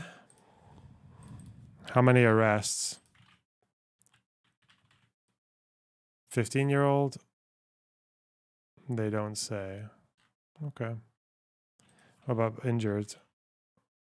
3 police officers injured.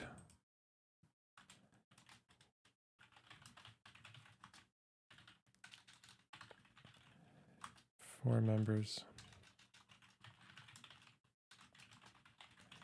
Reported being. All right.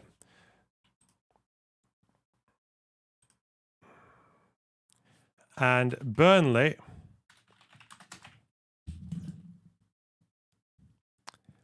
Muslim graves vandalized. Okay. Wow.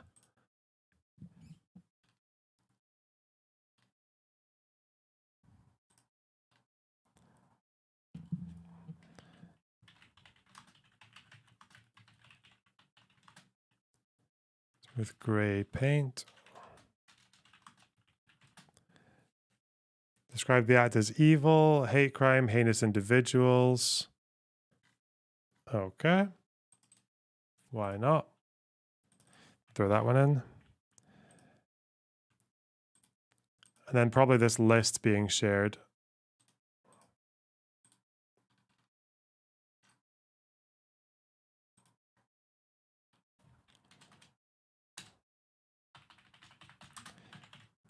Six.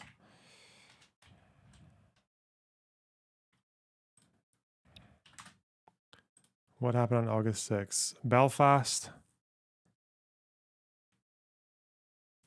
Did not much happen in Belfast or in the rest of the UK. Let's say Belfast. Another quiet day, I guess.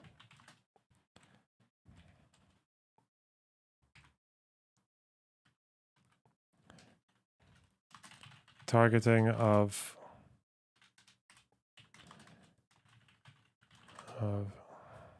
wait, is targeting just about okay. Interesting. Immigration lawyers.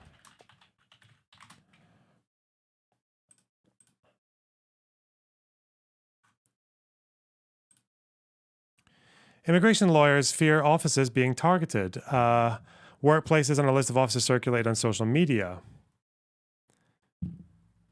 No one's going to intimidate me. Telegram group. Okay.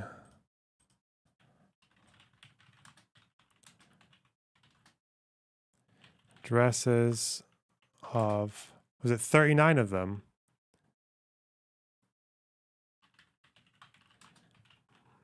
Their offices.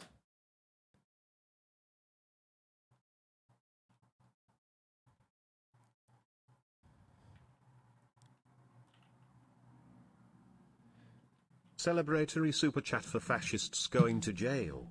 Hopefully we don't run out of spaces lol. Thanks for these steams, they are weirdly chill even if the subject matter is often not. Thanks for the £10, Jaffa Cake. I really appreciate that. What a nice comment. I'm a bleeding heart. It does go to show that you guys, though, fucking hell, $16 missing off of that bar. Fuck me. What a gap. An incredible gap. Can't even make our goals within 3 hours of a stream. Holy shit. Ugh. All right, whatever. No, I really appreciate you guys. You're not retarded. Okay. Okay.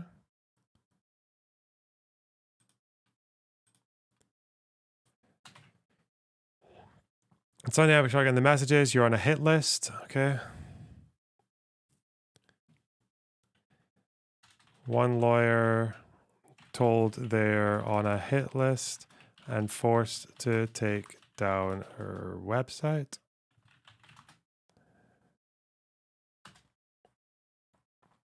People calling up my office. All right. Addresses of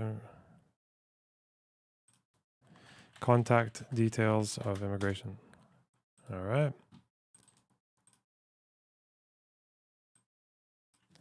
That's pretty fucking cringe. 30 gatherings planned on Wednesday. Jeez. Okay.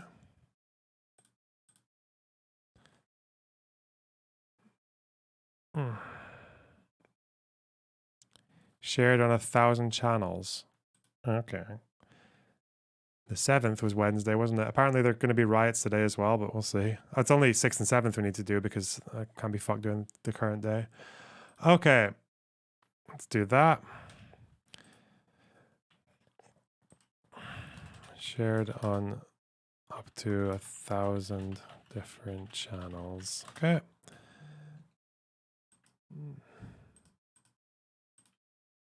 Right. August 6th, we also have Belfast. Masked men rammed a hijacked car. What? Estate agency rammed in racially motivated attack. Oh.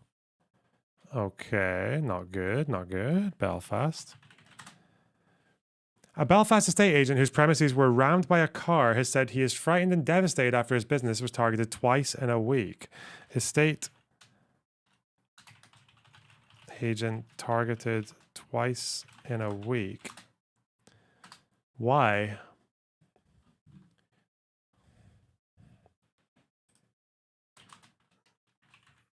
Racial evaded vehicle ramming.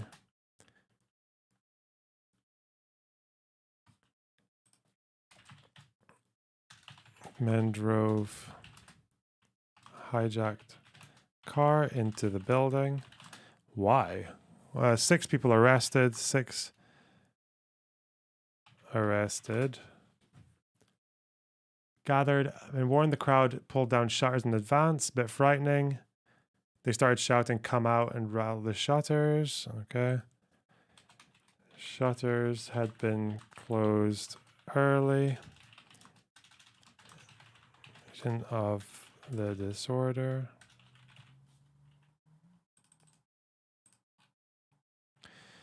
Mr. McDowell said police arrived and the crowd moved down the street, but the incident left staff shaken. On Tuesday night, Mr. McDowell received a phone call telling him that masked men had made at least 2 attempts to ram a car into his business and that a large crowd had gathered outside the premises. Why? I'm sitting here in shock, totally shocked to be truthful. Why? Why did they target this person? He told BBC News, any false claims that circulate on social media, claiming the business was... okay. Social media posts. After social media posts claimed the business was providing homes for asylum seekers. 100% untrue. His tenants require locally based guarantors and references from other people who are residents of Northern Ireland before they can rent a home.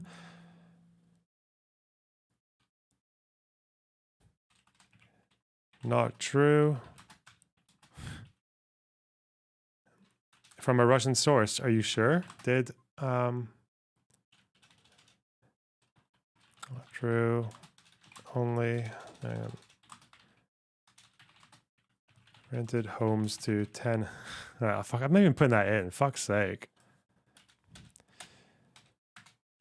Claim completely untrue.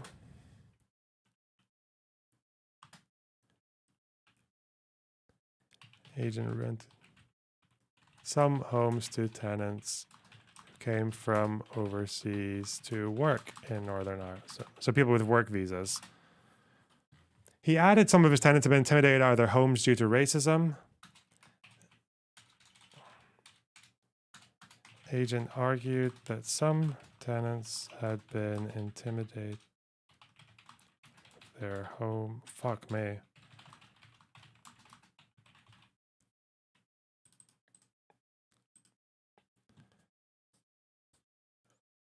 Okay. 3 men charged with offenses, 3 boys, riotous behavior. So all these protests seem to have like between sort of 5 and 15 arrests. It's funny that they said that their riots by Muslims earlier in the year were like double standard, even though that one riot, I need to find out exactly which one it was. There was one of those riots from earlier in the year by Muslims that had like 30 arrests. So the 2-tier policing argument is so dog shit. Anyway.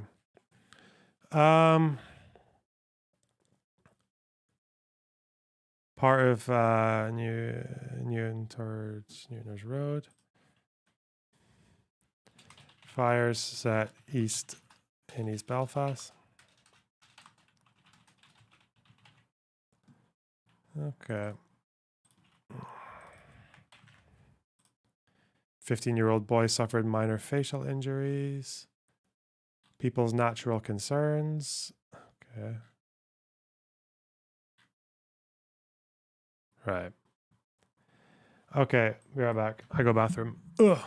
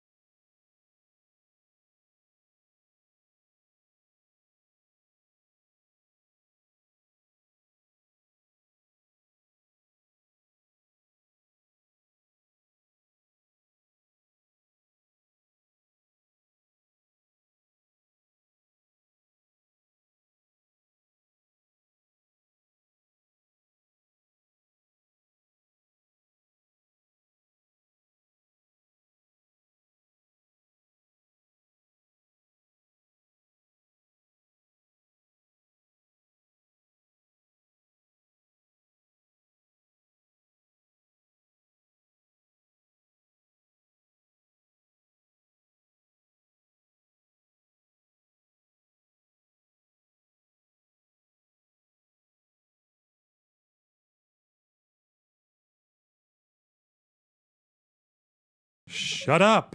Okay. That's August 6th. Okay, we got one more day and then we're good. I don't even know how much immigration research I need to do for this. Because I feel like these people just have nothing to offer. I don't know. I'll tell you what I'll do. August 7th was a busy one. I'll probably go through yesterday because there were 30 planned. But this is when the counter protesters come in strong. Counter protesters come in strong. Over 100 far-right and 30 counter-protests were planned across the country in 41 of 43 police force areas in England and Wales, immigration centres and lawyer offices. Very few far-right protesters turned out. Instead, anti-racist rallies were held across the country, with counter-protests dominating the evening. Whoa.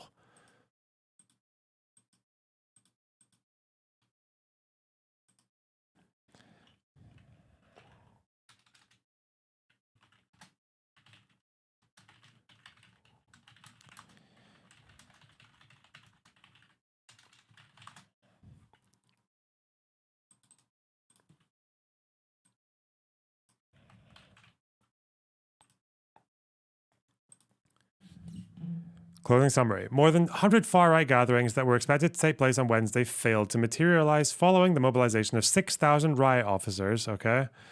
All right. Many right-wing rallies failed to materialize. Why are you writing this document? Because I've got a debate tomorrow. It's good to know what happened. It's good for the record. Also, if I ever need to look back on this as like fucking history or whatever. Yeah. Just want to know what's happening. And just because it makes me happy. Look at it. Look at little like when you have a nice big fat fucking obsidian document, it just makes you feel nice, doesn't it? Just feels good. Okay. Let's see.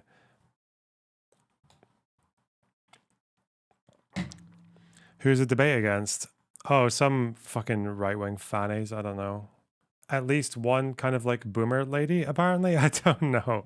It might be funny. Who knows? Many right-wing rallies failed to materialize. Okay. Materialize.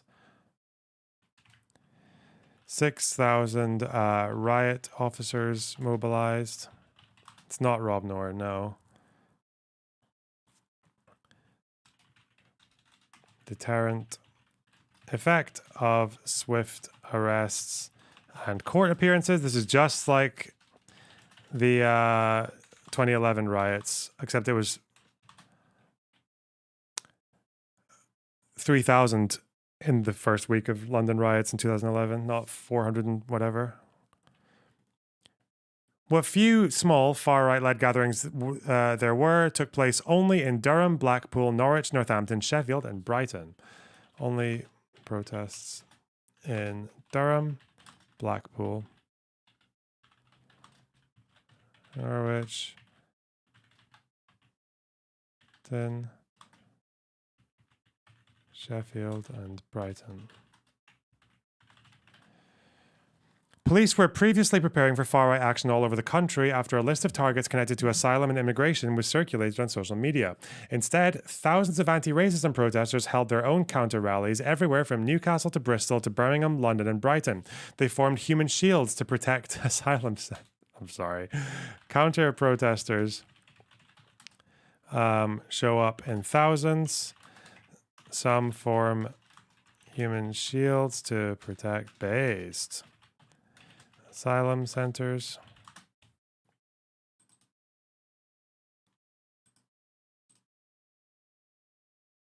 Fucking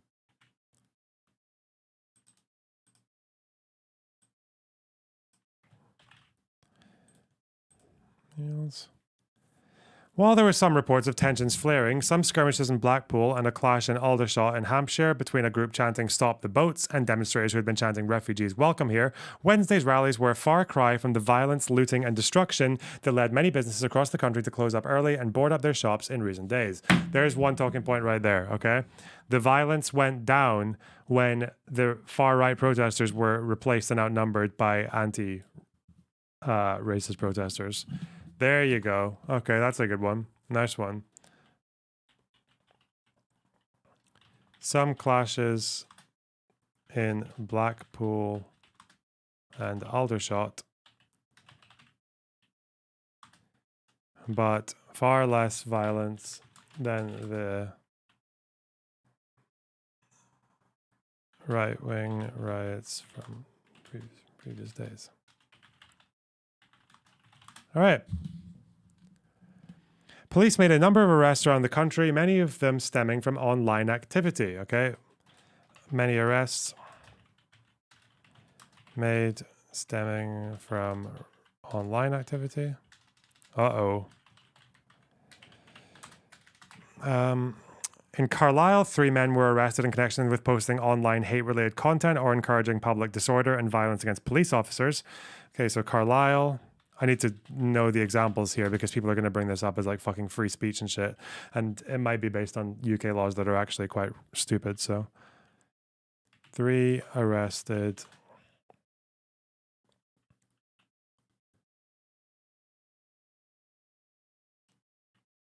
Including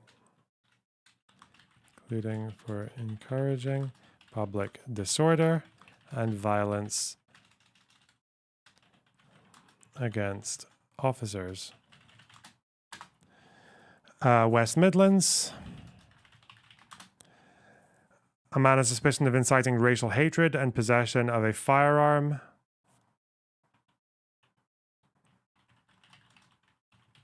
Instead,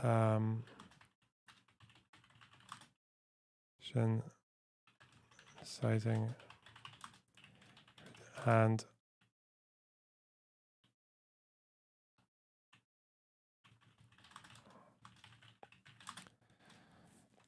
okay, we've got 2 examples there. The messaging app Telegram said it will be removing channels and posts containing calls to violence in the UK. The app, which gained prominence in far-right circles as one of the last places that the EDL founder, Yaxley Lennon, was allowed to post, has become a go-to app for the far-right. Telegram announces it will remove channels and posts containing calls to violence. Lindsay Hoyle, the Commons Speaker, wrote to MPs suggesting they review their security in the wake of threat of further riots and that some might want to consider working from home. His letter said that those with prominent and easily identifiable office locations may wish to consider their office security protocols. Sadiq Khan called on people in the city to check on their friends and neighbours and show them that care and compassion is what Londoners are all about, adding that he was in constant touch with the police amid reports of several areas in London being potential targets of far-right attacks. Angela Rayner amplified his message, saying mayors across the country are bringing people together. Conservative shadow policing minister Matt Vickers and Conservative leadership hopeful Robert Jenrick made criticisms of Keir Starmer. Said he made a mistake by not showing equal treatment to all forms of violence, two-tier policing. Okay. Right. Hoyle. Okay. Not bad, not bad. That's it. I think that's us caught up. Two-tier Keir. Okay.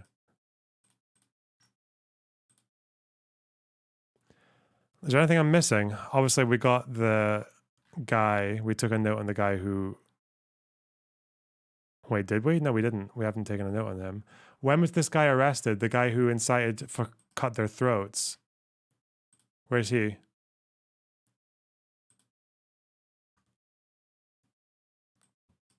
Pasta, thanks for the 20 Swedish.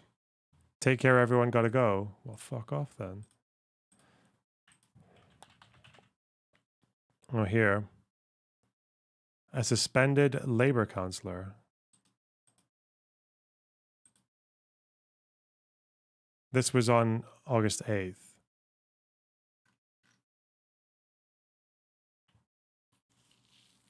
Oh, he was suspended only after this. Okay. Damn.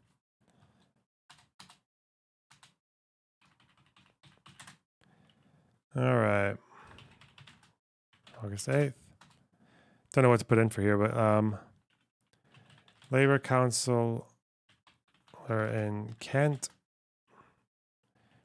Arrested by the party and arrested after telling protesters Walthamstow that just need to have throats cut.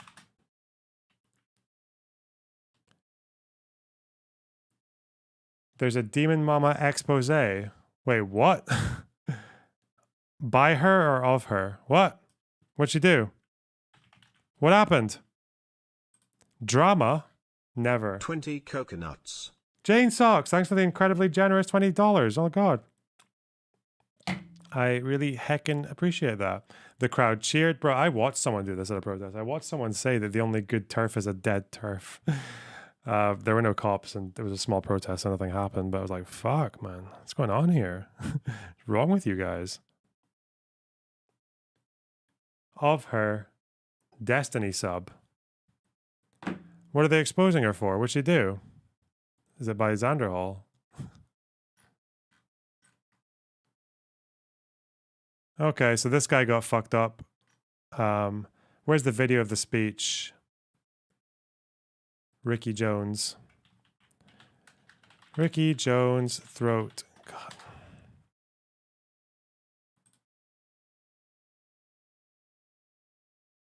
It's gonna be a fucking Twitter video, God.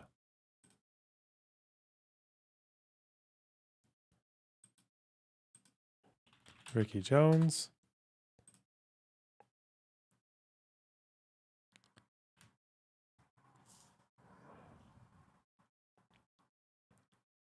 Is this it? They hurt. We've got children and women using those trains, destroying the submarine. They are disgusting, nasty bastards, and we need to cut all their throats and get rid of them. All right, that's someone called Base Paddy. I don't know if I. They hurt. We've got. Fuck it. They hurt. We've got children. All right. Cool. Drama. What's going on?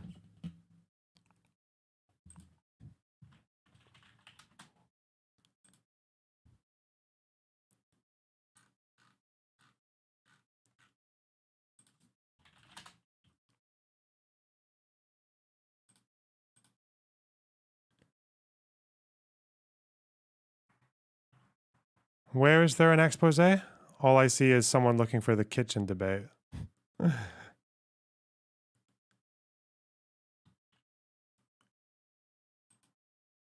Where's the drama?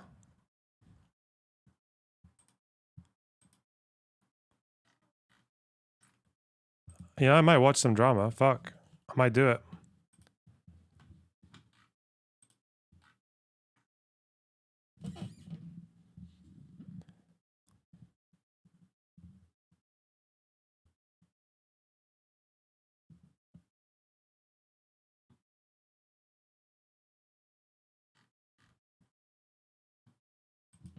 Hmm.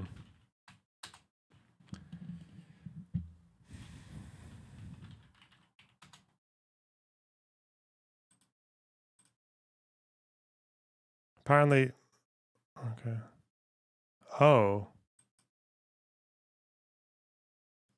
Grooming, abuse, exploitation, and child endangerment. What the fuck?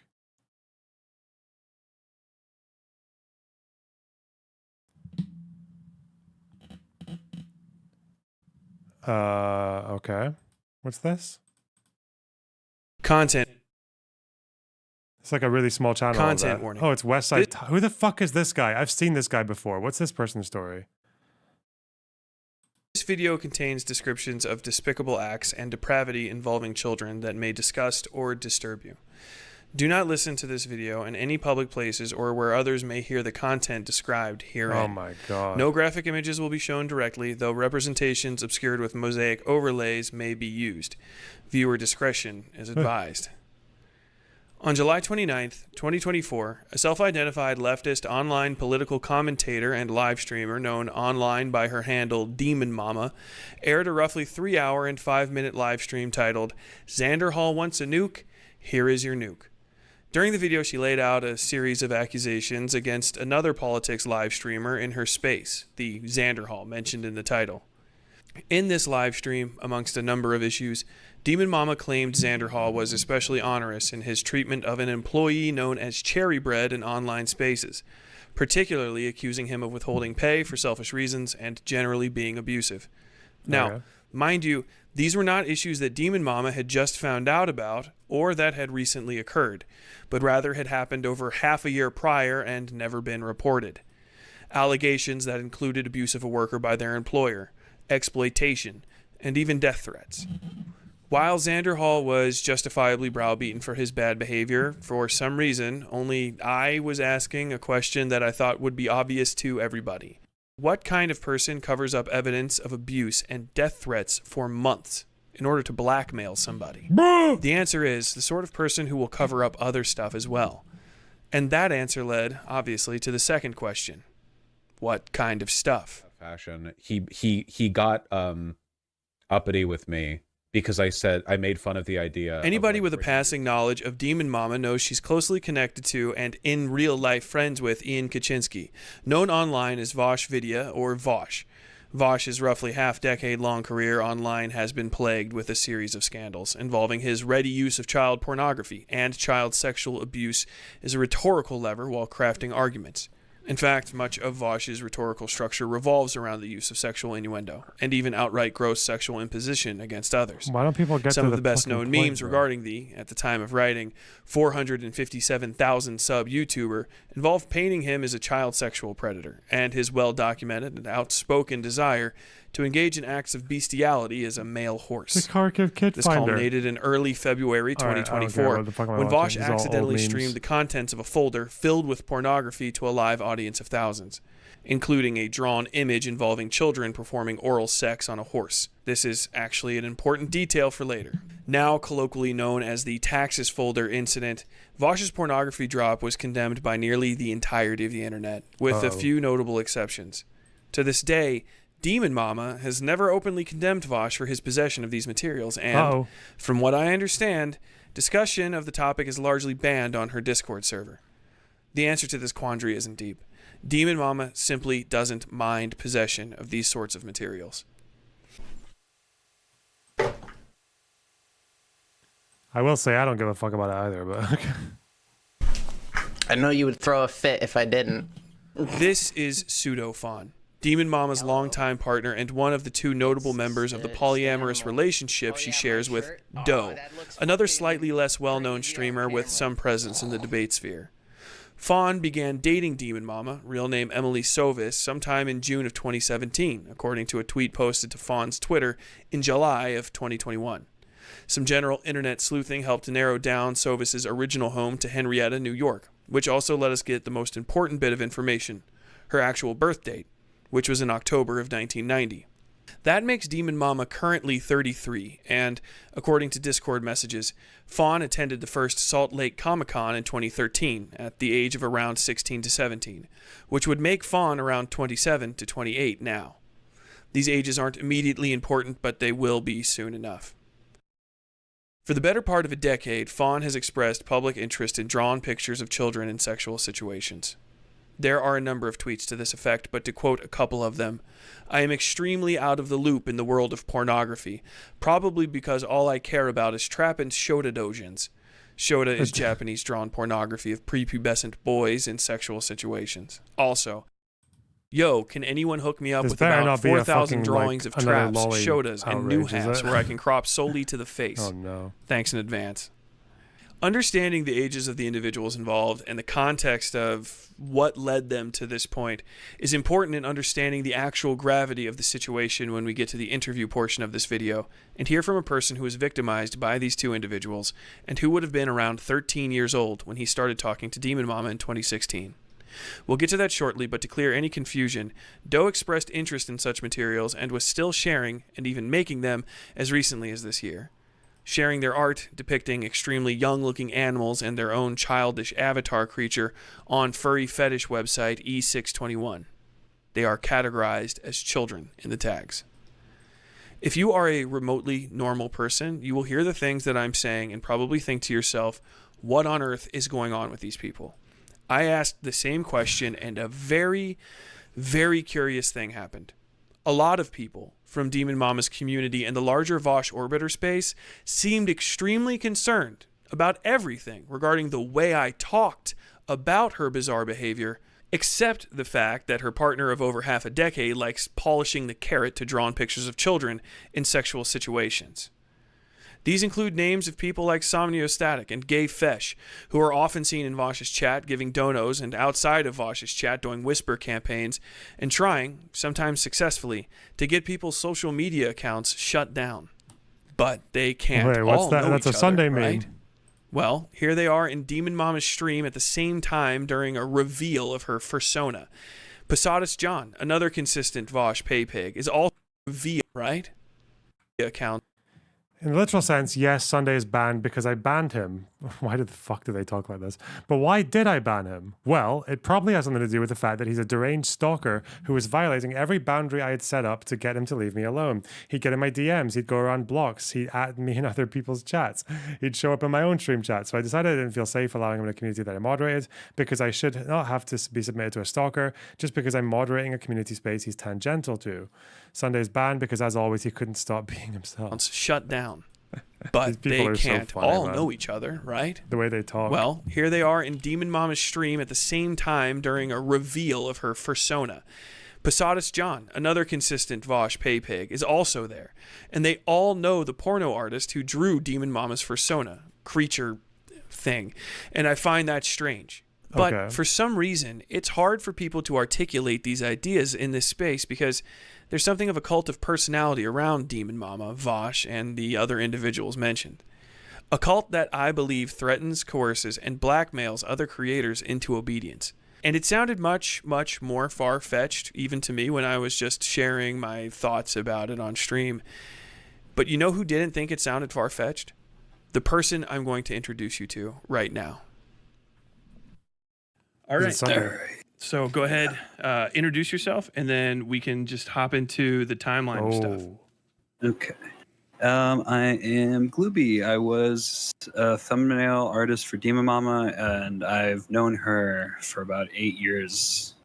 I would consider myself, or I did consider myself, a close friend of hers for a good amount of time. I suppose I should just get into the timeline then. I met Demon Mama, as she's mentioned on stream a couple times, on Overwatch in 2016, late 2016 at the latest. I was 13, 14 at the time, and our relationship just started off like friendly, and we played games together. I eventually was introduced to her partners, and we played as well. And can I ask you a little bit about those? So how did you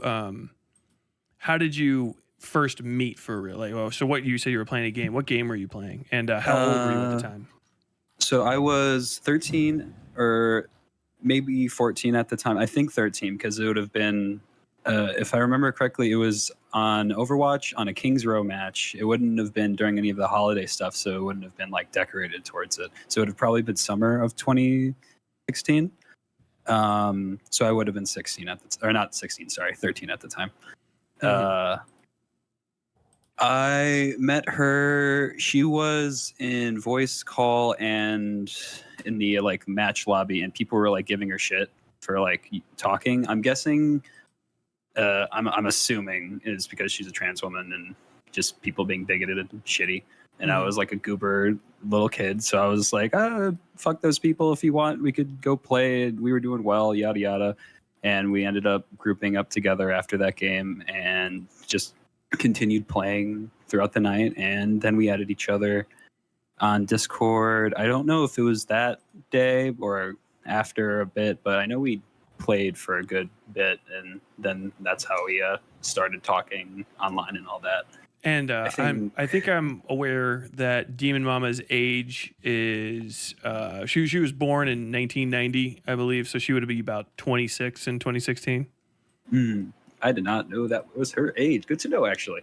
So that actually helps me a lot, timeline wise here. So that will give me some good. Oh, that makes that worse. Yeah, knowing that. Sorry, I went through. I endeavored to find necessary information because it's obviously quite relevant to this. Knowing that the individual would be 13 years older than you. If you're 13 and they're 26 is a substantial difference. But you guys hopped into the Discord and started talking immediately off and on. Did you join her Discord or did you just friend each other? There was, I think, a server that I was, I forget.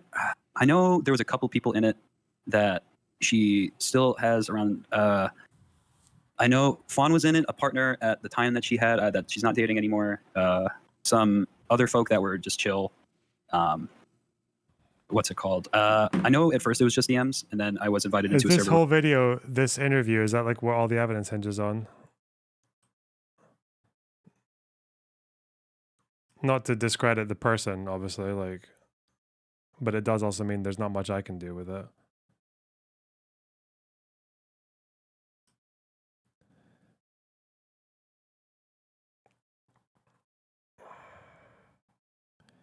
Baby dick, kind of an endearing term, to be honest. Cute little ones deserve love too. Okay, that's a bit fucking weird. Again, people can joke though. I don't.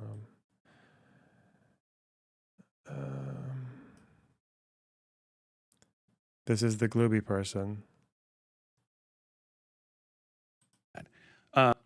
Guys, and it'll feed the horny.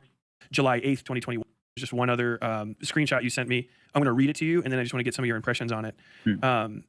You guys were talking about some other stuff that might feed his ego, but it's really funny. This is from July 8th, 2021, about a month or a year after some of those previous ones. You wrote, it'll feed the horny minds, including mine. By the way, if you're worried about NSFW stuff, I'm 18, so we vibing, cuz. And Demon Mama said, I'm not anymore, smiley face. You've always been respectful about that. That's a very curious thing for a dog to say. Oh, lovely. Oh, we're getting into this.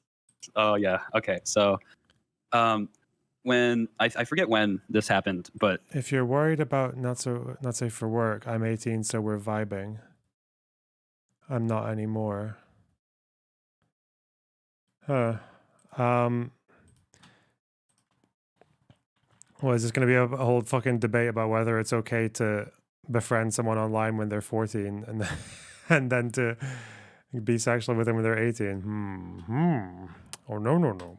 I was probably, I think, maybe 15. So if this person can just show Discord logs of them talking back and forth, what, like even 1, 2, 3 years before 2021, then I guess that's a bit weird. 16. Okay. Whenever she moved to Seattle or Washington or whatever the hell she is, I was told not to send not safe for work to her anymore because the state and wherever she was moving to, that would be a huge no-no. But not because you were a legal minor.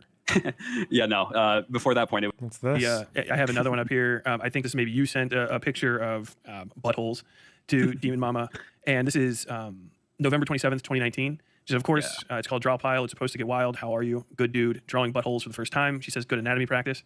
And then you guys kind of start a conversation. So this is you've sent pornography to an adult who is at least, I was like 16 or 17 at that point. I would have been 17. Which we did. So she's going to be about 29, 30 years old.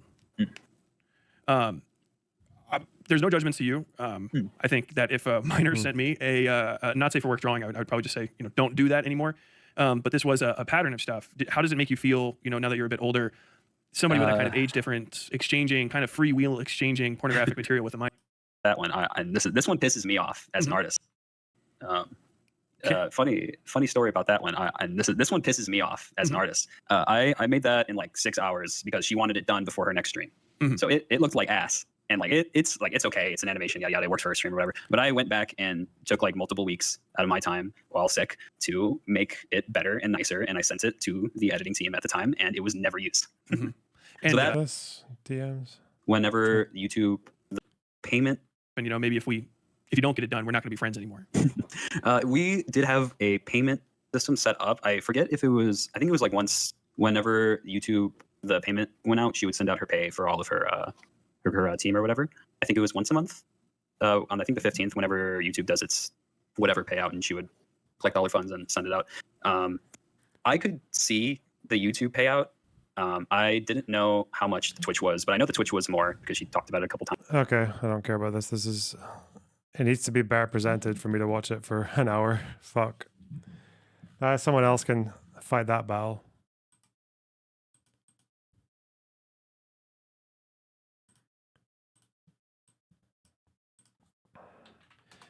Make your Discords 18 or over. Don't let under 18s in your Discord. It's a bad idea. It's stupid. Not worth it.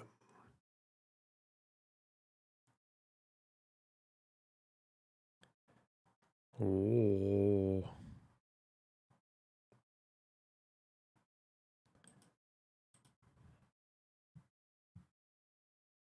That was a lot. Was it? Can you handle the pressure?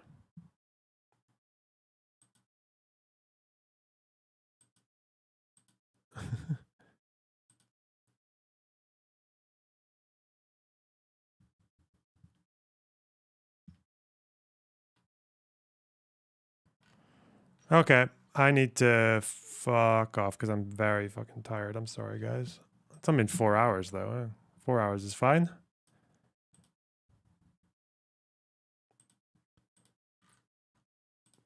Okay.